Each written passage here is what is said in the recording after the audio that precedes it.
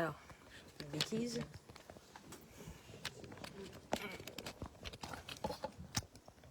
Est-ce que je te vois au moins?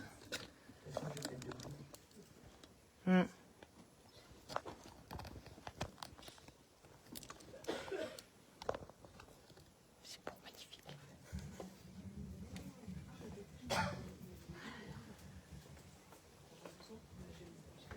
Bonjour à tout le monde. Dur aujourd'hui. Ça va aller. Ça va aller, Ça va le faire. Alors j'espère que tout le monde va bien. Et alors, première question que je pose à chaque fois, est-ce qu'il y a des gens pour qui c'est la première fois médiumnité publique? Ah oui, quand même. Moi, ça me surprend. Eh bien, bienvenue. Bienvenue à tous. On commence toujours par un karaoké. Donc, Ouais. Un strip karaoké. un strip karaoké. Organisé par vous-même, bien évidemment. Qui commence dans l'ordre? Moi, je regarde. Donc, en tout cas, on est encore très content d'accueillir Anthony. Déjà, l'Anthony national, parce que c'est le petit chouchou, Anthony. Faut le dire, les autres vont être jaloux. Mais bon, faut pas le dire. Donc, première partie, c'est conférence. Donc, le sujet, tu vas l'annoncer. Oui. Parce qu'il est tout frais, le sujet. Il est tout frais, le sujet, parce qu'il est juste à côté de moi. On va parler de comment je suis arrivé à faire des créations au niveau de la peinture. Et si jamais vous avez des questions après par rapport à là-haut, je peux y répondre sans problème. C'est interactif, on va dire. Ouais. Voilà. Question-réponse. Exactement. Comme ça vous permet de digérer. Et en même temps, si vous voulez dormir, vous avez le droit, je ne voudrais pas non plus. Ou pas. Ou pas. S'il n'y a pas de bruit, c'est pas non plus c'est bon. Et donc après, on fera une petite pause avec un petit goûter, en partie fait par moi et par d'autres personnes, parce que mon four, il a merdé. Comme d'habitude, sur quelque chose avec les gâteaux. Donc vegan, des gâteaux vegan, donc sans produits animaux, sans œufs, sans lait, enfin voilà, vous verrez que ça peut être aussi bon. Alors je vais faire une petite présentation de l'association pour ceux qui ne connaissent pas, parce qu'il y a certaines personnes qui ne connaissent pas du tout l'association. Ah, il y a moins, c'est bien. Donc en gros, on continue ce qu'on a commencé ensemble avec notre fils Pierre qui est décédé, ça a fait 6 ans le 20 août. Donc on continue, l'association représente tout ce qu'on a commencé ensemble, donc protection animale, le bien-être du vivant, en fait, le respect du vivant aussi. On va aider les SDF, leurs animaux, leurs chiens, leurs chats, à payer notamment des factures véto. On marche avec la PSH et le SAMU social parce que les particuliers, il y a eu de l'abus, donc ils vont abuser même s'ils ont les moyens, donc on fait très attention aux particuliers. Donc on récupère énormément de chats errants, mal en point ou pas. Et on les place en famille d'accueil. J'en ai une ici, là. Il y a une petite chatte adoptée, qui est très gentille. Hein, c'est quelqu'un, une petite minette adorable, elle est très gentille. Donc on les remet sur pattes, on les vaccine, on les identifie, on les stérilise si elles ont l'âge. Sinon, c'est une obligation de stérilisation, forcément. Alors je prône la stérilisation, faites-les stériliser, vous mieux dépenser une centaine d'euros pour son chat et après être tranquille, parce que nous on est derrière, toutes les assos on est derrière à récupérer malheureusement des centaines de chatons tous les ans, c'est une horreur. Voilà. Et puis les adultes ont des maladies mortelles. Enfin, voilà. Essayez de penser à l'animal et pas à vous, même si ça coûte un petit peu cher, mais après vous êtes tranquille. Voilà. Et il n'y a pas de toute cette maltraitance derrière, ces choses qu'on voit.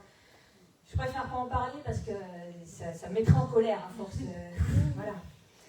Donc il y a ça, donc Pierre était, il est chanteur, voilà, dans tout ce qui est pareil, respect du vivant, donc la musique qu'il y avait c'était lui, on lui a créé 2 CD à titre posthume pendant ces 5 ans, là ça c'est 6 ans, donc c'est ses propres chansons, il y a des reprises et tout, donc il chantait très bien, pas que du rap, parce qu'on dit du rap c'est pas mon truc, non, il n'y a pas que du rap, il est très loin de là, il faisait passer tout ce qu'il avait à dire dans ses paroles. J'ai écrit aussi, on a écrit, parce que c'est en écriture inspirée, mon livre qui est là-bas. Donc c'est Pierre Donix, maman, dealer, maman. Il voulait absolument que je remette la vérité en place de toute son histoire, tout ce qui s'était passé, comment il est parti, et après tous les signes, les témoignages, donc le tien. Voilà, c'est un livre inspiré par Pierre, donc c'est vraiment, voilà, tu me l'avais dit en plus, tu verras, tu vas te relire, c'est pas toi qui l'as écrit, et c'est réellement passé comme ça. Donc il est en vente et tous les bénéfices évidemment reviennent à l'association. Comme les CD, tout revient à l'association. Il n'y a rien qui va dans ma poche, je ne suis pas payée, tout est bénévole. Les familles d'accueil, c'est aussi des bénévoles, enfin voilà. Donc on marche que comme ça et c'est pour ça que l'argent des conférences sert pour sauver les chats, les animaux et payer les factures véto notamment, ou même offrir des couvertures, des vêtements aux SDF quand ils en ont besoin. Enfin, on est fermé à rien. Voilà. On peut étudier tout. Après, je ne peux pas être partout parce que je gère quasiment tout. Alors, des fois, je réponds pas. C'est pas que je veux pas, c'est que vraiment je zappe et j'oublie. Parce qu'on me dit, ah ouais, il n'a pas répondu. Ben, j'ai zappé. J'ai pas que ça à faire des fois. Donc, puis à 3h du matin, voilà, pas forcément dispo non plus. Voilà. Et on fait aussi des conférences médiumniques avec des trucs comme ça. Les énergies humaines. Avec Anthony, voilà. Que la rencontre, c'était que toi, tu es venu à la conférence de Céline Franou il y a 3 ans. Et puis après, tout a démarré comme ça, en fait. C'est 2 ou 3 ans, je sais plus. 2019, donc. Ah ouais, il y a 3 ans. Ça passe vite. Et après, il s'est enchaîné plein de choses. On s'est contacté. Ah ouais, hein. C'était 2020. C'était après le mais quand même. confinement. Quand même. Déjà oui, parce qu'on avait réussi à pousser un petit peu plus loin, nous, les conférences, on avait encore le droit. Et puis, voilà, on fait aussi la prévention sur la sécurité routière, parce que Pierre est parti sur la route, sur les dons d'organes, parce qu'il a donné ses organes, il l'avait dit avant, le harcèlement scolaire, parce qu'il en a subi toute sa vie, on va dire. Hein, donc, c'était important aussi de faire de la prévention sur tout ça. Donc, voilà, donc après la pause, il y aura la partie médiumnité, tu prends sans photo. Sans photo. Donc, après, si ça vous rassure de mettre la photo, vous pouvez, ce que je dis à chaque fois. Oui. Hein. Ça ne changera pas grand-chose. Ça ne changera pas grand-chose. Qu'est-ce que j'allais dire d'autre? Donc, il y a des petites conférences de prévues avec le salon. En général, bon, il ne faut pas trop de bruit. Bon, s'il y a du bruit, j'irai un coup de pelle comme d'habitude. Ça marche bien, hein, une fois, pas deux. Exactement. Comme d'habitude.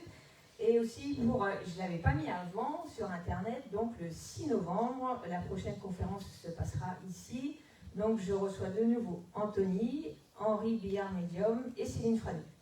Voilà, donc les 3 en même temps, le 6 novembre. Donc,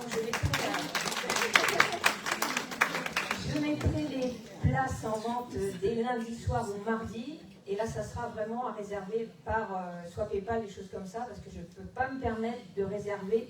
Et si les gens ne viennent pas après derrière, ça fait des malheureux derrière. Donc, parce que ça va être très très vite parti. Donc voilà, c'est vraiment une journée exceptionnelle qui va se passer. Après, il y en aura d'autres, décembre, janvier. Voilà. Donc, je vais vous laisser avec Anthony, et puis petit chouchou, et puis à tout à l'heure. Eh bien, à tout à l'heure.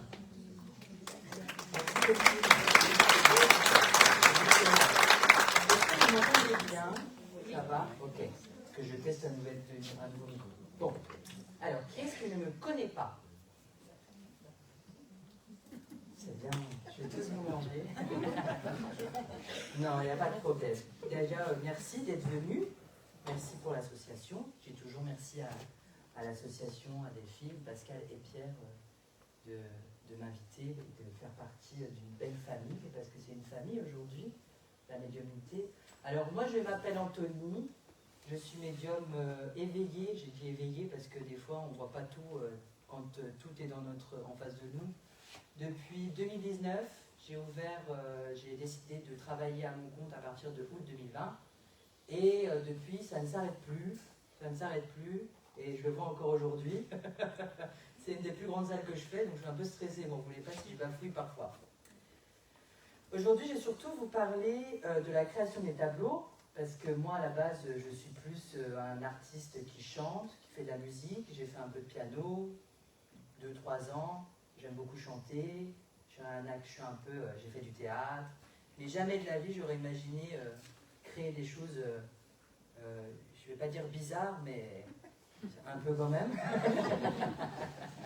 Bien, par moi-même, je ne comprends pas ce que je fais, mais je prends. Et en fait... je pense que tout a commencé, il y a eu déjà une période il y a quelques années, parce que moi j'adore aller dans les magasins culturels, Cultura et tout, pour ne pas citer de nom. Et à chaque fois que je passais à côté du rayon, il y avait des tableaux. J'avais une envie soudaine, je ne sais pas pourquoi, d'acheter un tableau, de peindre, alors que je ne sais pas dessiner, hein. Je suis une grosse brêle. Hein. Je suis trop nulle moi en dessin. Hein. Je sais recopier un dessin, mais inventer et tout, je suis vraiment trop nulle. Et c'est passé. C'est passé 1, 2, 3 ans. Et un jour, avec Delphine et Pascal, on a décidé ensemble d'aller faire un petit tour au château de Fougeray, qui se trouve à Caux. Pour ceux qui connaissent, hein, il est réputé pour être le plus hanté de France, même si c'est une appellation qui est un peu galvaudée, bien évidemment, hein, parce que là-bas, on ne va pas trouver Casper hein, et ses oncles qui vont tout casser dans la maison, ne vous inquiétez pas. Pas du tout. Et donc, nous sommes allés au château en juillet. Comme par hasard, c'était la nuit de l'anniversaire de Pierre. Donc, merci Pierre, bien évidemment. Et il s'est passé des choses incroyables durant cette soirée-là. On a fait 4 ateliers. Et le tout premier atelier auquel on a assisté à un atelier avec un médium qui voyait les vies antérieures. Alors, je ne dis pas que tous les médiums ne voient pas les vies antérieures, mais parfois chacun sa spécialité. Et lui était vraiment spécialisé là-dedans. Et donc, du coup, il fait un tour de table et il arrive vers moi. Et je dis, aïe, aïe, aïe, dans ma tête, je me dis, oula, qu'est-ce qu'il va voir? J'ai fait des trucs pas bien dans mes anciennes vies, qu'est-ce que j'ai fait? Et du coup, il me regarde, il prend un temps de pause et il me dit, vous avez un côté artistique très créatif qui est très présent chez vous. Moi, on se regarde avec des filles, on me dit, bien évidemment, la musique, le piano, le côté musical. Et il me dit, je vous vois dans une chambre de bonne à Paris, dans les années 1800, et vous êtes en train de peindre des tableaux. Et là, d'un coup d'un seul, dans ma tête, l'électricité se fait, et je lui dis, ah mais je comprends mieux pourquoi j'ai envie d'acheter plein de tableaux depuis plusieurs années, là. Et je lui dis, je ne sais pas peindre, moi je fais de la musique, mais je ne fais pas de peinture, quoi. Et il me dit par la suite, en ne sachant pas que je suis médium, hein, bien évidemment, parce que je ne lui avais pas dit, il me dit, oui, mais peut-être que les tableaux que vous allez faire, ce sera des tableaux, ce sera de la peinture inspirée. Et là, je lui dis, bah oui, je suis médium. Donc peut-être, finalement. Et de cette soirée-là, après, on fait plusieurs ateliers, on va communiquer avec des défunts via des outils spéciaux. Bon, moi, j'en parle ouvertement, hein, des outils spirites comme la Ouija ou le guéridon. Quand c'est bien fait, avec de la bonne protection, etc., c'est fait avec de la lumière, il n'y a pas de problème là-dessus. Alain Kardec n'en est pas mort à son époque. Et aujourd'hui, je connais beaucoup plus de personnes qui font de la Ouija et qui n'ont pas les yeux qui descendent des marches de la tête à l'envers et qui vomissent sur des prêtres. Ne vous inquiétez pas. On n'est pas encore là. Après, chacun ses croyances, bien évidemment. Je ne suis pas là pour dire ce qui est bon ou pas. Je ne suis pas là pour vous dire ce que je dis est la vérité. C'est ma vocation, c'est ma vérité. Et après, on a fait un atelier de numérologie et pareil, tout est ressorti incroyable. La dame, elle me dit, oh, bah vous, rien qu'à voir, vous êtes médium. Ah bon, d'accord, bonjour madame. Merci de me le dire, je ne le savais pas. Et pareil, elle me dit, oh, mais la création, patati, patata. Ah, mais vous êtes mort jeune plusieurs vies. Hein. Bah oui, je sais. Le monsieur me l'a dit avant, il me dit, ok, tout coïncide, quoi. Tout coïncide. On rentre de cette expérience incroyable, nous n'avons pas dormi de la nuit, bien évidemment, donc je peux vous dire que 2 jours après, j'ai bien dormi, moi, quand même, hein, les jours d'après. Et la peinture commence à appeler. Et quand je vous dis qu'elle commence à appeler, l'histoire que je vais vous raconter par la suite, elle est complètement incroyable. Même moi, j'y croyais pas et j'y crois toujours pas. Le mercredi d'après, j'ai un rendez-vous avec un monsieur vers midi. Et en notant le numéro de téléphone sur mon cahier 3 semaines avant, je m'étais trompé d'un chiffre, mais d'un seul chiffre. Et il suffit de ça hein, pour faire des rencontres du au hasard, enfin au hasard, entre guillemets bien évidemment. Et là, donc j'appelle en numéro privé et la dame elle répond. Et je dis, ah, bah vous vous appelez pas Bernard vous quand même, hein. Elle me dit, ah ben non, en plus c'est le numéro de mon mari, vous avez de la chance que je réponde, parce que normalement, quand c'est un numéro privé, on ne répond pas, parce qu'on ne sait pas sur qui on peut tomber, vous voyez bien avec tous les démarcheurs, etc., ce que je comprends parfaitement. Et s'ensuit une conversation tout à fait banale, et je lui dis, bah oui, mais moi c'est mon travail, j'appelle des gens, ils prennent rendez-vous avec moi, sans lui dire ce que je faisais exactement, parce que, bien sûr, je suis fou, mais il ne faut pas le dire non plus, d'accord? Et du coup, au fil de la conversation, à un moment donné, je me sens obligée de lui dire. Je lui dis, bah écoutez, moi je suis médium, et là j'ai une consultation avec un monsieur, et il faut que j'aille, parce que ça fait déjà 20 minutes que je suis avec vous, il doit s'inquiéter le monsieur quand même, parce que j'ai 20 minutes de retard. Et elle me dit, oh mais oui, mais vous inquiétez pas, et puis de toute façon, moi il faut que j'aille, parce que je suis artiste peintre, et je vais faire un vernissage. Et là, je lui dis mot pour mot, ah, ben j'ai compris pourquoi je vous ai appelé par hasard. Je comprends mieux pourquoi. Mais c'est pas fini. La semaine d'après, le vendredi, je suis en consultation avec une dame. Et pareil, elle veut changer de vie complètement, elle veut aller ailleurs. Et moi, je lui dis, bah, je vois, oui, vous allez vous déplacer, etc. Je dis, bon, c'est pas tout de suite, pour pas rentrer dans les détails. Et je lui dis, mais vous avez de la chance, parce que votre mari va vous suivre partout. Il peut travailler partout, donc c'est cool. Elle me dit, bah oui, il est artiste peintre, il peut peindre partout. Donc là, je regarde là-haut, je leur dis, je crois que j'ai compris. Mais c'est pas tout. Ce n'est jamais fini. Ce n'est jamais fini. Je vais assister à une conférence à Morlaix, parce que moi je suis parrain de l'association Souffle d'âme en Bretagne, qui se situe à Saint-Paul-de-Léon, et je vais voir Virginie Lefebvre, et je rencontre aussi Christelle Dubois là-bas en même temps. Et le soir, après la conférence, on va manger au resto, on va dans une ville où je vais régulièrement, du coup, avec l'association, et grande affiche à l'entrée de la ville, un rond-point, grande affiche. Oh, c'est maintenant, venez peindre dans notre ville. Oui, d'accord. Je crois que je n'ai pas compris, il faut encore un truc derrière, s'il vous plaît. S'il vous plaît, Seigneur, dites-moi. Et je ne me suis pas lancée tout de suite, parce que le doute, et de me dire où est-ce que je vais stocker tout ça. En plus, je vis avec quelqu'un qui me dit, bon, on n'aura pas de place, patati patata. Et je lui dis, ouais, je sais. Mais plus ça allait, et plus les consultations, plus les personnes me téléphonaient en disant, ah, ben, j'ai vu vos peintures, enfin, j'ai vu que vous vouliez peindre, mais moi, je suis peintre aussi. Et puis plein de conseils, oh, il faut prendre de l'acrylique, il faut prendre de l'huile. Je leur dis, oui, mais je ne peins pas encore, hein. Calmez-vous, messieurs, dames. Hein.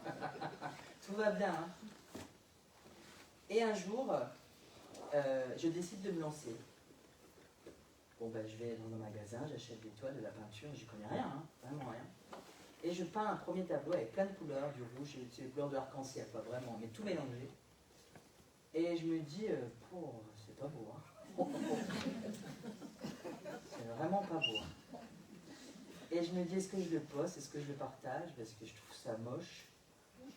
Ça a coulé, l'acrylique, c'est une peinture. Enfin, soit c'était la peinture qui était de mauvaise qualité, ou soit c'était moi qui étais de mauvais ce jour-là. Et au moment où je l'ai posté, tout le monde m'a dit, waouh, trop beau, magnifique. Et là, je me dis, ah, j'ai peut-être un problème. Peut-être moi qui ai un souci. Et là, c'est là qu'on a découvert qu'il y avait des choses qui commençaient à ressortir des toiles. Et les gens me disaient, oh, je vois ça, je vois ça. Et là, je commençais à me dire, ah oui, ben, ils ont raison. Bon, il ne faut pas que je lâche. Donc, j'ai continué. Et j'en ai fait 2, puis 3, puis 4. Aujourd'hui, j'en ai fait 18. J'en ai fait 7 la semaine dernière, pour vous dire. Je ne m'arrête plus. Je ne peux plus. Maintenant que je suis lancée, c'est trop tard. Il y a un tableau que je n'ai pas amené parce que c'est le tableau de mon guide, parce qu'il est très farceur. Donc mon guide, pour ceux qui ne le connaissent pas, s'appelle Alan. C'est quelqu'un qui aime bien embêter son monde. Moi, des fois, il aime bien m'embêter, il aime bien passer chez les gens. Les signes que j'ai avec lui sont incroyables. Un signe incroyable, d'ailleurs, il y en a qui pourront confirmer parce qu'ils étaient avec moi ce jour-là. On est allé à Concarneau, donc dans la ville close. On a été boire une bolée, manger une petite crêpe en tant que bon breton, voilà. Hein. Et on est allé dans une crêperie où je n'étais jamais allé de ma vie. Et quand j'ouvre la carte, à un moment donné, on regarde, on commande. Et là, on voit un petit bol, vous savez, les bols bretons avec les prénoms. En photo imprimée, il y avait écrit Alan sur le bol. Et je lui dis, mais t'es toujours là, toi. Il y a plein de trucs comme ça. Et par exemple, je devais changer de lunettes, que j'ai changé il n'y a pas longtemps, et j'avais pas de mutuelle. Et un jour, vous savez, sur YouTube, il y a plein de pubs, là, un peu embêtants, là. Et un jour, il y avait une pub d'une mutuelle qui s'appelle Alan. Et il y avait écrit « Choisissez-moi ». Donc je le partage, mais je ne savais pas que c'était une mutuelle. Et c'est une dame qui me dit, sur Facebook, elle me dit « Ah, mais c'est une mutuelle, c'est une bonne mutuelle. Hein. » Je dis « Oui, ben moi j'ai déjà ma mutuelle, du coup, hein, pour le coup. » Moi, je ne suis pas allé vers Alan, mais peut-être que j'aurais dû, on ne sait jamais, j'aurais peut-être eu des surprises. Mais que des choses comme ça, mon guide me fait des blagues. Et la blague la plus importante qu'il m'ait fait dernièrement, c'est d'apparaître sur un de mes tableaux. Alors, je ne l'ai pas amené le tableau, mais vous pouvez le retrouver sur Facebook si vous me suivez sur mon groupe. En bas à gauche, non, en bas à droite, pardon, il il y a du bleu. C'est le tableau bleu-vert qui représente un peu... Il y en a qui m'ont dit que ça représentait un peu la forêt amazonienne, des choses comme ça, des couleurs très très froides, très très belles. Et en bas à droite, il y a vraiment quelqu'un qui se dessine avec un pull rayé, noir et bleu, parce qu'il y a du bleu. Et moi je le vois clairement parce que, voilà, il y a une tête, il y a quelque chose qui se dessine. Et ça m'interpelle. Je me dis, waouh, il y a quelqu'un là, je ne sais pas qui c'est. Alors pour moi, c'est un jeune homme, la trentaine. Je pensais que c'était un défunt, parce que des fois, il se manifeste sur les tableaux, les défunts. Et je me dis, c'est un défunt, c'est pas possible. Bon, ben, je ne trouverai jamais qui c'est, parce qu'il ne sera pas reconnu. Il y a que moi, je le vois, d'autres le voient, il y en a qui ne le voient pas, parce que chacun voit différemment avec ses yeux, suivant son ouverture d'esprit, etc. Et je laisse tomber, je n'y pense plus, et un jour, je ne vais jamais sur Twitter, parce que je déteste ce réseau social, et je ne sais pas pourquoi, j'y vais. Et je tombe sur une photo d'un jeune homme, donc c'est un papa, c'est aux États-Unis que ça se passe, hein. C'est un papa qui poste la photo de son fils, qui devait avoir, je ne sais pas, 15-16 ans, en disant que, ben voilà, là s'il était jeune, mais aujourd'hui il rentre à la fac, etc. Et je me dis, c'est étrange parce que la photo là, elle ressemble beaucoup au monsieur que j'ai sur mon tableau. Et là, je tourne les yeux sur les commentaires, je descends, et là je vois « Good morning Alan ». Et là, je lui ai dit, j'ai un peu engueulé quoi. Je lui ai dit, mais tu te fous de ma gueule? Je lui ai dit, c'est pas possible. Et en fait, il est venu s'imprimer sur ma toile. Et à la base, la toile devait s'appeler Lumière. Et du coup, je l'ai appelé Alan. Et je ne pouvais pas faire autrement. Et ça m'a. À chaque fois que je le vois, de toute façon, dès que je rentre, il est en face et je me dis, ah, ben voilà, il est là aujourd'hui, tout va bien. Et alors, quand j'ai dit je vais vendre des toiles, il m'a dit surtout pas celle-là. J'ai dit t'inquiète pas, je la vendrai pas. Et depuis, je continue de peindre. Tout à l'heure, il y a une dame qui m'a demandé comment j'étais inspirée, comment je faisais. Alors je vais vous expliquer, c'est tout court. Hein. Je prends ma toile, je ne sais pas ce que je vais faire à l'avance. Et par exemple, je me dis oh j'ai fait trop de couleurs froides dernièrement, donc je vais passer à la couleur chaude. Donc je vais mettre du rouge, du orange, du jaune. Et donc du coup, il y a toujours une couleur de fond. Et après, je rajoute, moi je mets la peinture directement sur le tableau. Hein. Au début, j'avais pris je ne sais plus comment on appelle ça, une palette. Et puis je pense que je vais la revendre, je vais la donner parce qu'elle ne me sert pas finalement. Parce que je mets carrément la peinture sur le tableau. Et je prends mon pinceau et puis j'y vais. Je ne sais pas ce qui vient, mais j'y vais. Et je regarde, je me dis, waouh, c'est beau. Et là, je me fais engueuler, c'est trop foncé. Ok, d'accord, donc il faut que je mette un peu de blanc, un peu de jaune. C'est trop clair. Oui, qu'est-ce que tu veux maintenant? Et au fur et à mesure, en mélangeant les couleurs foncées et claires, il y a des choses qui apparaissent, des formes, des visages. Et il y a un tableau que j'ai offert à Delphine pour son anniversaire. Il y a une tête de chat qui apparaît sur le tableau. Donc je me dis, c'est pas anodin, l'association, etc., les chats, les animaux. Et il y a un dauphin aussi. Il y a aussi un dauphin quand on tourne dans l'autre sens, parce que du coup, moi j'ai mis dans un sens, mais vous pouvez le regarder dans tous les sens, il y aura toujours quelque chose qui arrivera. Hein. Il y aura toujours une image, quelque chose qui parlera.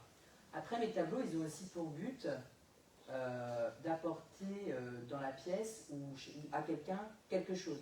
C'est-à-dire, moi j'ai peint un tableau avec beaucoup de vert, avec un arbre, et c'est le tableau que j'ai appelé guérison, parce que la couleur verte, c'est le symbole de la guérison, l'archange Raphaël, etc. etc. Là, le tableau rouge qui vient de partir, c'est le tableau ancrage, donc c'est se connecter avec la terre, avec le sol, c'est-à-dire qu'on a besoin de reconnexion. Donc les couleurs, elles sont choisies au hasard sans être choisies au hasard, bien évidemment. Et par la suite, je ne vais pas m'arrêter là, bien évidemment. Hein. On m'a encore offert un tableau là, en arrivant. Merci. Et pour moi qui pensais que c'était la musique qui allait me lancer dans le côté artistique, la musique, hein, pas la chanson, parce que je chante toujours à côté, parce que j'adore ça, mais je pensais que c'était le piano qui allait vraiment apporter mon côté artistique et créatif, et finalement je découvre que pas du tout, c'est la peinture. Donc il ne faut jamais s'arrêter sur une idée, c'est la leçon quand même, et que lorsque là-haut ils ont envie de vous faire découvrir quelque chose, ou vous faire aller vers quelque chose, ben, on ne peut pas aller à l'encontre de ce qu'ils nous donnent, quoi.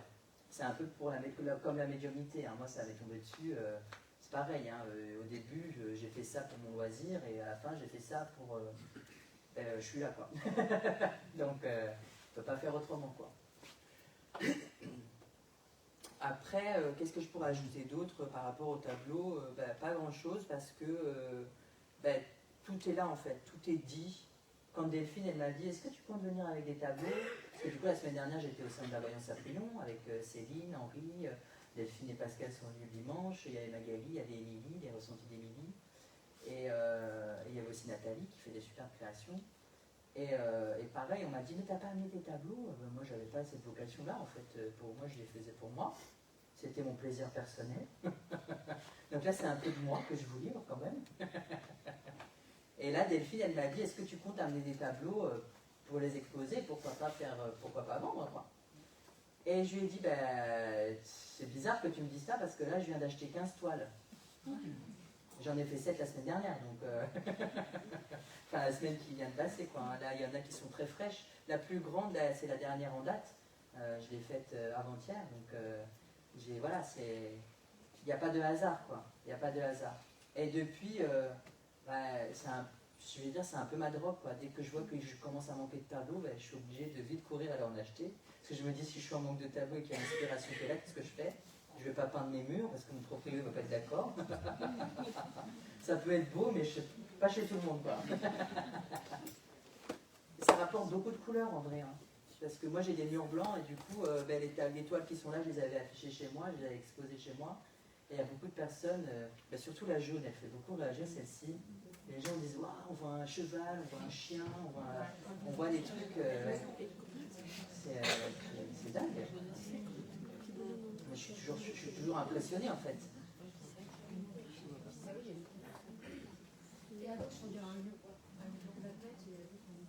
Ah, il y a tellement de trucs dedans. Alors, parfois, je me dis, elles vont me parler, mes toiles. Un peu, vous savez, quand on fait de la cartomancie. Après, je me suis dit, ça fait un peu gros pour lire l'avenir. Prendre les toiles comme ça, alors, qu'est-ce que vous... Alors, là, il y a des trucs qui vont se passer dans votre vie, hein. C'est un peu gros, mais peut-être que par la suite, on ne sait jamais, peut-être que miniaturiser, les transformer en cartes, ouais, c'est l'info que je viens d'avoir. Hein. C'est pas anodin. C'est pas anodin. Il y a des choses, en fait, qui se mettent en place. Moi, je laisse faire aujourd'hui.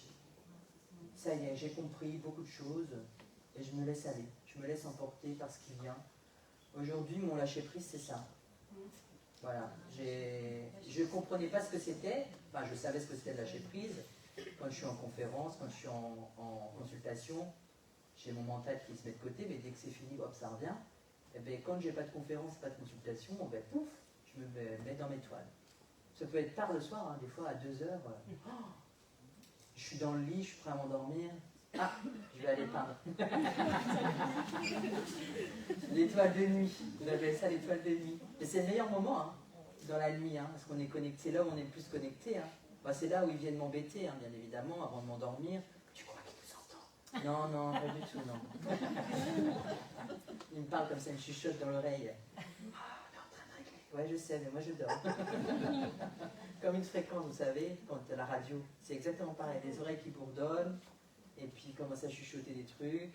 Oh, allez, va peindre. Oui, je sais, j'y vais. Excusez-moi. Oui.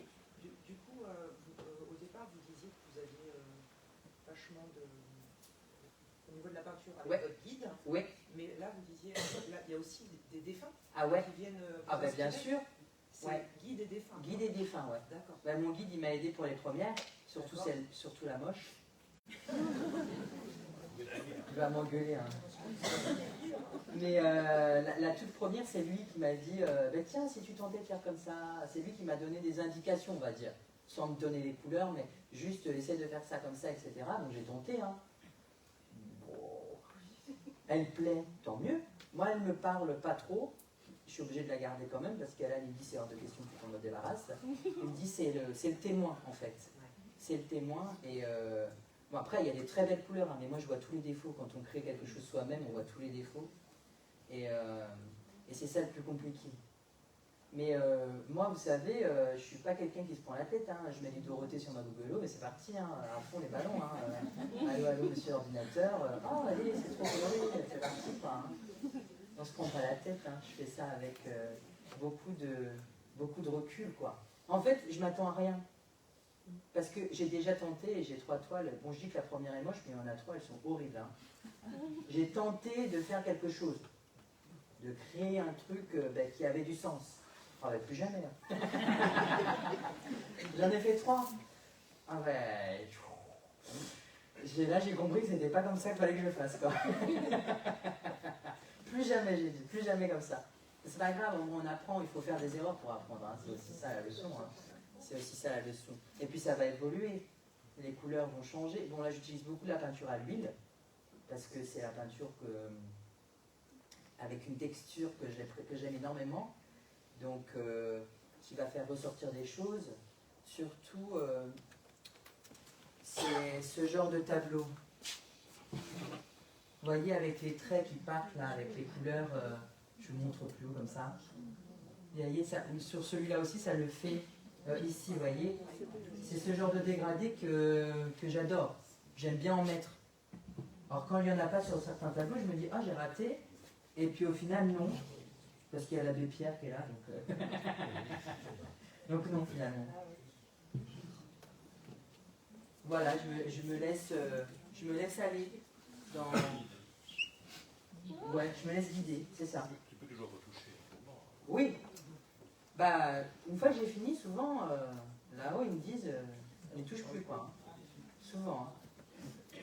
Et des fois, je me dis, oh, ben là, il manque un peu de peinture. Non, ça manque rien. Ok, d'accord. Pas de problème, j'y touche plus. Il n'y a personne qui a le fait sur la main pour arrêter. Non. Après, je dirais pas que j'ai la main lourde, mais j'en ai déjà utilisé des tubes de peinture. Hein. Avec 18 toiles, surtout quand elles commencent à être un peu plus grandes.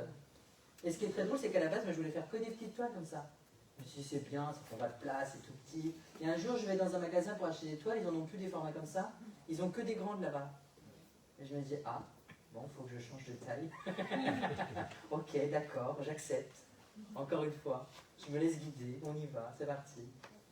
Et là, la toile qu'on m'a offerte, c'est la même taille c'est la grande toile, quoi. C'est la même taille, c'est incroyable. C'est incroyable. Et c'est que du bonheur. Et du coup, ça part comme l'écriture intuitive, c'est-à-dire que Alors vraiment, moi je pose, je vais juste vous montrer, quoi. Je pose ma toile, je mets la couleur, et après je prends mon pinceau, et puis hop, hop, toujours dans la diagonale. sans réfléchir. Sans réfléchir, ça part. Je mets de la peinture partout et tout. Voilà. Ça part tout seul. Et à un moment donné, quand la peinture est bien étalée, je me dis, ah là il manque de la peinture parce que j'ai pas mis assez de peinture sur la toile. Et je me dis, ah ben là, il faut que je mette quelque chose. Et là, on me dit, ben là, ça va être plus clair, qu'il faut que tu mettes un truc plus clair. Et après, en bas, ça va être plus foncé. Et ça a donné terre. Ça a donné cette toile-là. Donc là, quand j'ai fait celle-ci, je me dis, oh, là c'est pas moche. Hein. Pour le coup, là, je suis plutôt fier de moi. Hein. Mais voilà, et en fait, ça démarre d'une couleur, d'un mélange de couleurs, parce que parfois, pour créer le violet, sur la toile du fond en bleu là-bas, pour créer le violet, je suis obligé de mettre du rouge et du bleu, parce que j'ai pas de peinture à l'huile violette dans ma palette. Et du coup, ben, je mets rouge, bleu, et je commence à faire le mélange sur la toile en fait. Je ne mélange pas à côté. Je fais tout sur toile. Je peux plus mettre. Enfin, si je le mets à côté, je trouve ça inutile en fait. Je me dis autant le mettre sur la toile, ça va déjà créer quelque chose. Et s'il y a le rouge qui ressort derrière, c'est qu'il doit y avoir le rouge qui ressort derrière. S'il y a le bleu qui ressort derrière, c'est qu'il doit y avoir le bleu qui ressort derrière. Mais c'est vraiment l'inspiration, elle est là tout de suite. Et après, je me dis, oh là là, j'utilise toujours la même couleur, ça va toujours être les mêmes toiles. Bah, pas du tout. Pas du tout finalement, parce que j'en ai déjà fait 2 ou 3 en bleu, plusieurs en couleur rouge, jaune, et à chaque fois, c'est jamais les mêmes. Jamais. Ouais. C'est fou. Hein.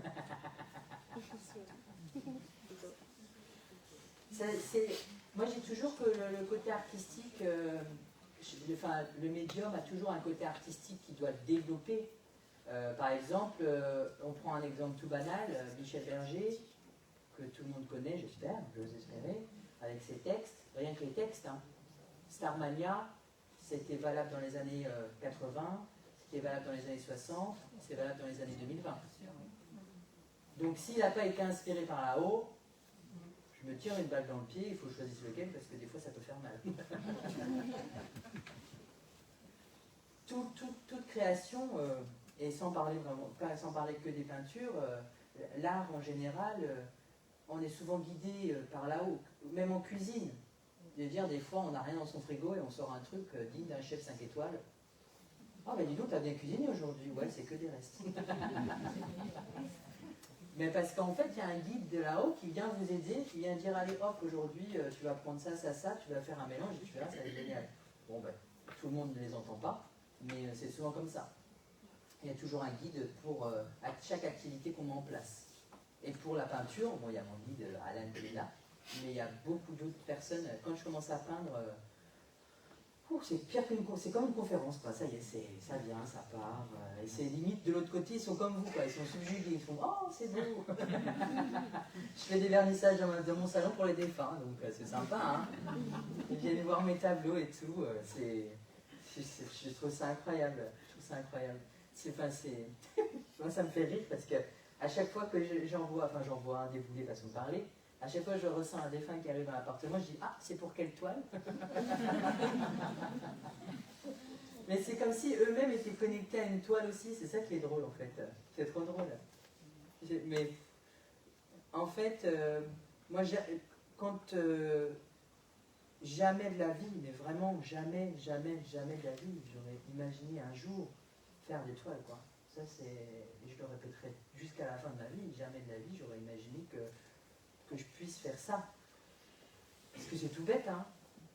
L'autre jour, mon père, il m'a vu faire, il m'a dit ouais, c'est facile, tu fais ça. Ah oui, c'est facile. Et les couleurs, c'est qui les choisit? On peut faire ça tous, hein, mais il faut choisir la bonne couleur. Forcément, il faut que ça se marie bien. Et tu as déjà essayé de créer sur demande? Non, j'ai jamais fait encore. Mais ça va arriver. Ouais, non, mais je le sais. Aujourd'hui, moi, moi, à la base, j'avais aucune occasion de les vendre. Hein. C'était à moi. C'est mon truc, quoi.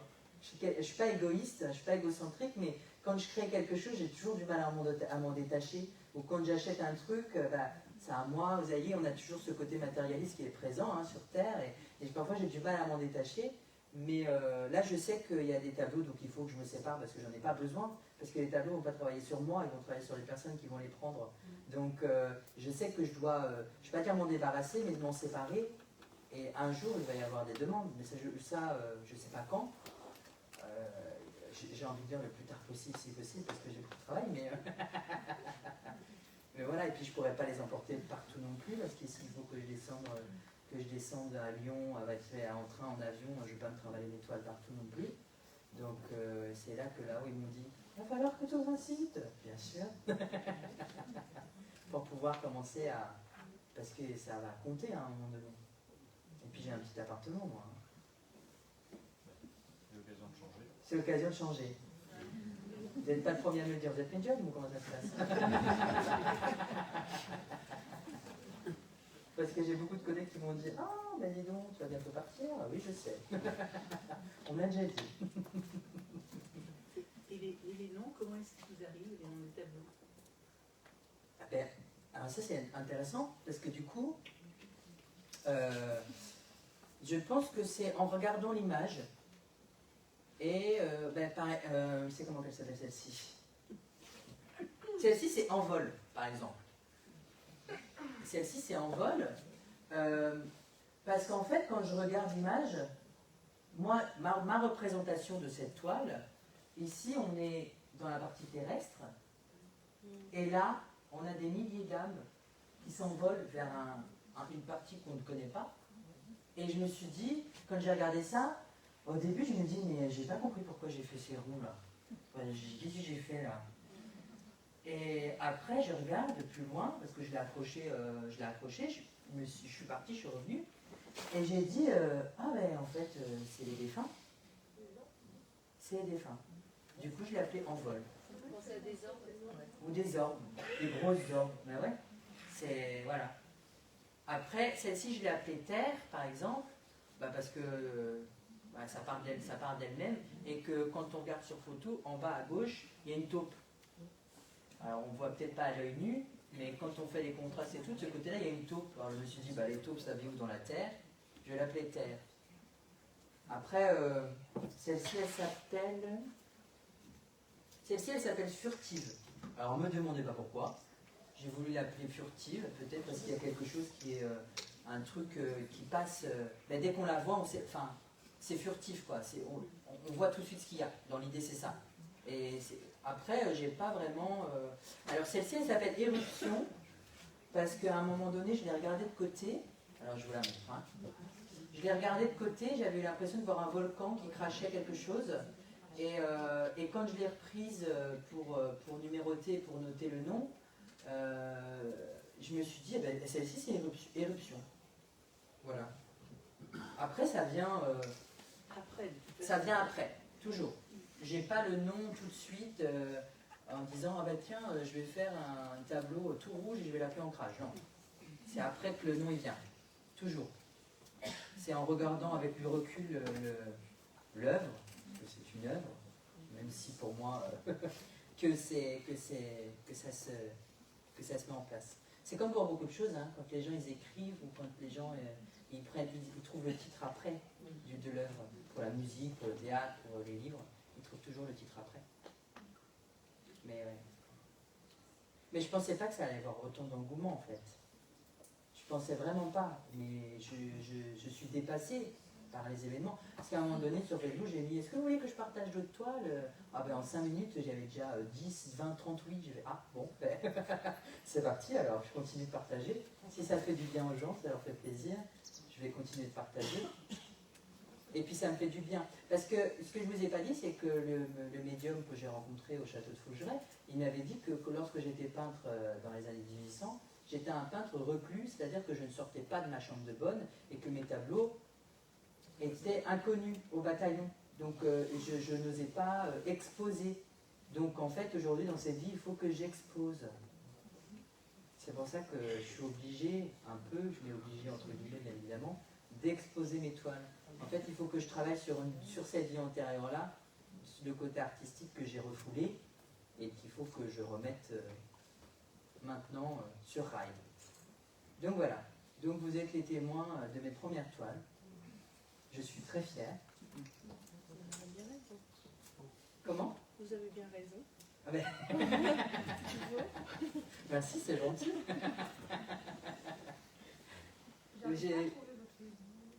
Pardon? Vous n'avez pas mon Facebook? Non. Alors mon groupe, c'est le fil argenté. Ah, c'est pour ça. Eh oui, le cordon qui relie l'âme au corps. Voilà. Donc normalement, il y a les modérateurs, s'ils ne dorment pas le dimanche, ils vont pouvoir respecter votre venue. Ouais. Est-ce que vous avez des questions? Est-ce que vous avez... vous voulez savoir des choses, que ce soit par rapport à nos tableaux ou pas du tout, hein. Ça peut être par rapport à là-haut, par rapport à ce qui se passe, à des signes que vous avez eus, si vous vous interrogez sur certaines choses. Par rapport au guide, comment vous avez donné des exemples par rapport à Alan, mais Ouais. moi j'ai bien essayé de le faire et je l'ai fait une fois, ça a fonctionné, je ne me rappelais plus au petit matin et depuis je suis bloquée du coup. C'est quoi que vous voulez savoir exactement? Le nom du guide, quoi, comment on peut... Ça dépend. Enfin, moi, il m'a donné son prénom parce qu'un jour, il est arrivé dans mon salon. Alors, j'ai dit oui. Bon, encore un défunt, ça m'arrive. Hein. Il me dit, moi, je m'appelle Alan. J'ai dit oui, et il m'a pas parlé. Et il me suivait partout. Sa spécialité, c'est de me parler sous la douche. Hein. Ne vous inquiétez pas. Parce que moi, j'adore être connecté avec l'eau. Donc, du coup, il vient souvent. Ben voilà, c'est une énergie. Donc, il n'y a pas de jugement là-haut. Hein. Il n'est pas là pour me regarder me doucher. Non, pas. Quand je suis à la douche, il me dit souvent, ah, bah, tu vas passer une bonne journée aujourd'hui. Aujourd'hui, ça va être un peu plus difficile. Des fois, je lui dis, mais est-ce que tu peux ne pas me le dire, s'il te plaît? J'aimerais juste avoir une journée où je ne sais pas ce qui va se passer. Parce que des fois, c'est pas pénible, mais des fois... Donc, il est arrivé dans mon salon comme ça, et moi, je n'avais pas tout de suite compris que c'était devenu mon guide, parce qu'avant Alan, j'ai eu Hélène, qui était la sœur de mon grand-père, paternelle, qui m'a lâché quand un jour, elle m'a dit, je serai là pour tes débuts, mais après, je partirai. Moi, je dis, oui, c'est ça, oui. Je ne peux pas travailler sans toi, quoi. effectivement, elle est partie et j'ai fait une dépression. Comme un deuil. Parce que je l'ai senti vraiment, j'étais seule, pour moi. Et Alan est venu et après, un matin, je me lève et il était toujours là. Et là, j'ai compris. Et je me suis dit, oh, ah ouais, c'est nouveau. Il a dû se dire, il est long à la détente, le mec. Et j'ai dit, c'est nouveau. Et alors, moi, j'aime bien, des fois, je ne le fais pas tout le temps, hein, d'accord. Il y a des médiums qui vont me dire, si, il faut parler à vos défunts tout le temps. Non, moi, je ne le fais pas tout le temps. Et du coup, ce matin-là, comme j'avais compris, j'ai dit, oh, bonjour tout le monde, et bonjour Alan. Et la première chose qu'il m'a dit, c'est, va te laver, on parlera après. Donc du coup, j'ai été prendre ma douche. Et il m'a parlé pendant que j'étais sous la douche. Parce que, et après, il y a des médiums qui ne vont pas forcément connaître le nom de leur guide. Parce que des fois, les guides, ils ne donnent pas les prénoms. Parce que peut-être que ce n'est pas leur vocation de connaître leur prénom. Et des fois, il y a des médiums qui ont 5, 6, 7 guides, suivant l'activité qu'ils font. Moi, je sais que c'est Alan. Je ressens très très fort sa présence. Après, je ne le vois pas. Enfin, je vois pas les défunts en général, mais lui, je fais que le ressentir. Vous voyez, c'est la petite voix à l'intérieur de vous, l'intuition, des fois. On tourne à gauche ou à droite, et là, vous sentez qu'il vaut mieux tourner à gauche qu'à droite, parce qu'il y a un accident à droite et qu'il n'y a rien à gauche. C'est cette petite voix-là, en fait. Et ça, c'est mon guide. Et tout le monde l'a. Après, pour le prénom, il y a des exercices qu'on peut faire. C'est vous prenez un livre dans votre bibliothèque au hasard, et vous avez trouvé ou pas du tout? Vous êtes tombé sur quoi? Je me souviens, je n'ai pas forcément un prénom, c'était une... Des fois, c'est pas un prénom. Un jour, il y a un médium qui a dit, j'ai ouvert le livre, et dans le livre, il y avait écrit le grand-père d'un tel est malade. Et en fait, il a compris que c'était son grand-père, tout simplement. J'ai un doute que ça soit ma grand-mère, mais que je ne l'ai jamais connue. C'est possible. C'est possible. Après, alors je dis pas que c'est rare que... Mais en principe, c'est pas forcément des gens de notre famille. Après, ça arrive, hein, d'accord. On prend l'exemple de Pierre, par exemple. Déjà, il est le guide de l'association et il est toujours accompagné de... Enfin, il guide Delphine et Pascal parce que c'est quelqu'un qui était déjà très évolué sur Terre. Donc, il a déjà fait sa formation guide express parce que là où on travaille encore, hein, rassurez-vous, hein, on travaille sur Terre, mais là où c'est... Je ne vais pas dire c'est pire, je ne vais pas vous faire peur, mais là-haut, on travaille aussi. Il y a des formations pour devenir guide ou pour devenir soignant, etc. etc. Et si votre grand-mère que vous n'avez pas connue a fait ce protocole-là, peut-être qu'elle est devenue votre guide, c'est possible. Après, il n'y a que vous qui le ressentirez dans tous les cas. C'est comme les gens ils me disent « Oh, j'ai vu un cœur, vous pensez que c'est mon père ?» Je dis ben, « Est-ce que vous pensez, vous, que c'est votre père ?» Bah oui, j'ai dit alors c'est votre père, pourquoi vous demandez ça? C'est à l'intérieur de vous, s'il n'y a que vous qui le sentez. Moi je ne peux pas deviner, je sais plein de trucs, des fois les gens viennent me voir et me disent ah qu'est-ce que vous allez encore m'annoncer? Alors là je vais vous raconter une histoire incroyable qui m'est arrivée il n'y a pas longtemps, que j'ai raconté à Delphine et Pascal hier, et c'est là où je vais faire la prévention, méfiez-vous de qui vous allez voir en tant que voyant, médium, etc., thérapeute.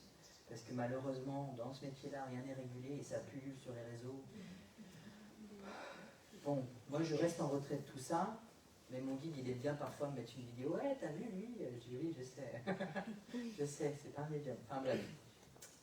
Il y a une dame, elle vient me voir le mois dernier, enfin, en consultation, par téléphone, parce que j'ai pas de cabinet, donc, on discute de choses et d'autres par rapport à sa vie, etc., où il y a plein de choses qui concordent, et à un moment donné, je lui demande, vous avez un frère? Elle me dit, oui. Je dis, vous avez des nouvelles de votre frère? Elle me dit, mon frère, il a disparu il y a 3 mois. Ah. Bon, moi, je fais pas le malin, je me dis, disparu, décédé. Et la phrase que je lui sors tout de suite, c'est, mais votre frère, il n'est pas mort. Hein. Et là, blanc. Et elle me dit, ben, je suis allée voir une dame, une voyante, elle m'a dit que mon frère était décédé.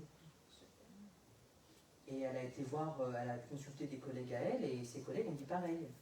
Et je suis allée voir quelqu'un d'autre, et il m'a dit aussi que mon frère était décédé.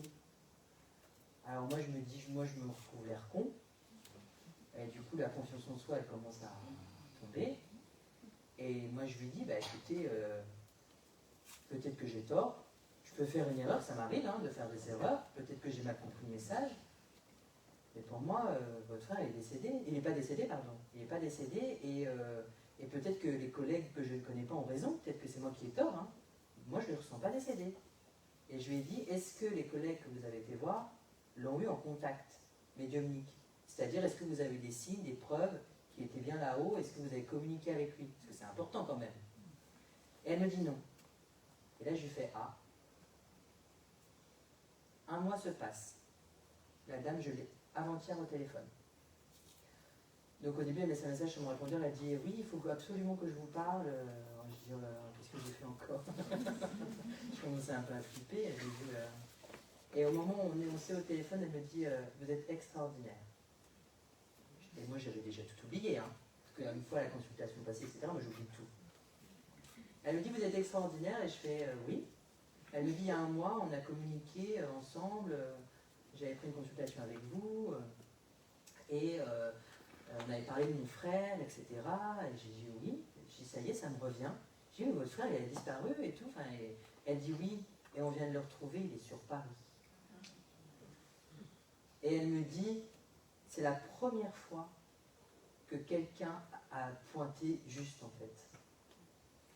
Et après, il y avait une autre histoire avec sa belle-fille, etc. Pareil, elle est très proche de sa belle-fille et sa mère, sa belle-fille, elle a des problèmes au niveau de l'alcool. Et moi, je lui avais dit aussi, elle me dit, vous avez été le premier à me dire clairement que j'avais une relation très forte avec ma belle-fille et que sa mère avait des soucis avec l'alcool. Et là, je me dis, bon, ben, la confiance, ouh, ça revient. Allez, on va peindre.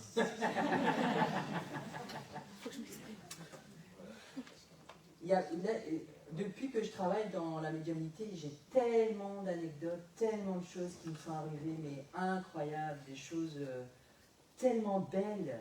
Vous ne pouvez pas imaginer tout l'amour qu'on me redonne de l'autre côté, toutes les choses qu'on me transmet. Parfois, je peux avoir tort, parfois, je suis un être humain, hein, je fais des erreurs, des fois, je ne comprends pas ce qu'on me donne. Et c'est pour ça qu'il faut faire attention avec qui est-ce qu'on va voir, quoi. Parce que là, je ne sais pas combien elle avait consulté de personnes, cette dame, hein, mais tout le monde lui a dit que son frère était décédé. Pour elle, elle était désespérée, elle ne le retrouvera jamais. Et la lueur d'espoir est arrivée et elle s'est dit, il n'y a pas que du fake, quoi. Il n'y a pas que des personnes qui sont mauvaises. Puis de toute façon, moi je dis toujours aux gens, hein, je dis de toute façon, je ne suis pas là pour vous dire ce que vous avez envie d'entendre. Donc on vous a dit que votre frère est mort, moi votre frère il n'est pas mort. Donc écoutez, tant pis pour vous, hein, si vous ne voulez pas le croire, pas grave. Hein, moi je fais ce qu'on me dit, hein, je ne déroge pas à la règle, quoi. C'est tellement facile de profiter du malheur. Alors il y a le malheur, il y a la tristesse. Ah oui, moi, quand je vois des collègues, je dis des collègues malheureusement parce qu'on fait le même métier, mais qui instaurent la peur. Oh, il y a quelque chose qui va vous arriver là, c'est très très grave. Par contre, il faut faire des rituels. Revenez me voir dans un mois. Alors moi, je dis aux gens, je ne veux pas vous revoir dans un mois. C'est hors de question que je vous revoie dans un mois. Pour moi, il faut que vous travaillez vous-même. Je peux pas, je peux vous aider, mais je ne peux pas prendre des décisions à votre place. Pareil, un jour, il y a une dame, elle vient me voir, je dis, vous allez déménager, vous aurez le choix sur 2 maisons.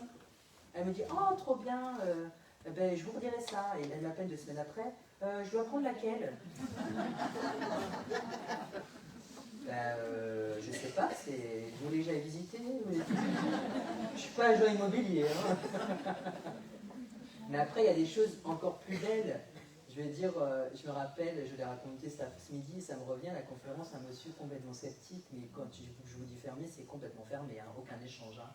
Donc j'arrive vers lui, c'était à Rennes, conférence à Rennes, et j'arrive vers lui, et il était avec sa copine qui a vu de l'amener de forte, bien évidemment, hein, souvent c'est comme ça. Hein, désolé messieurs ou mesdames qui n'y croient pas, mais c'est souvent ça, on est tiré par la personne. Et donc du coup j'arrive, et puis donc, je passe des messages du grand-père de la fille, et à côté il y a un monsieur qui est décédé derrière le jeune homme, et il insiste quoi le monsieur, et je regarde le jeune homme, je dis il y a un monsieur qui est derrière vous qui est décédé. Et il me regarde, il fait peut-être. Et là dans ma tête je me dis oh là, ça va pas être une mince affaire. Et je lui dis bah pour moi c'est quelqu'un qui avait partie de votre famille, qui est autour de vous quoi. Il me dit ouais ça peut correspondre à 5 personnes.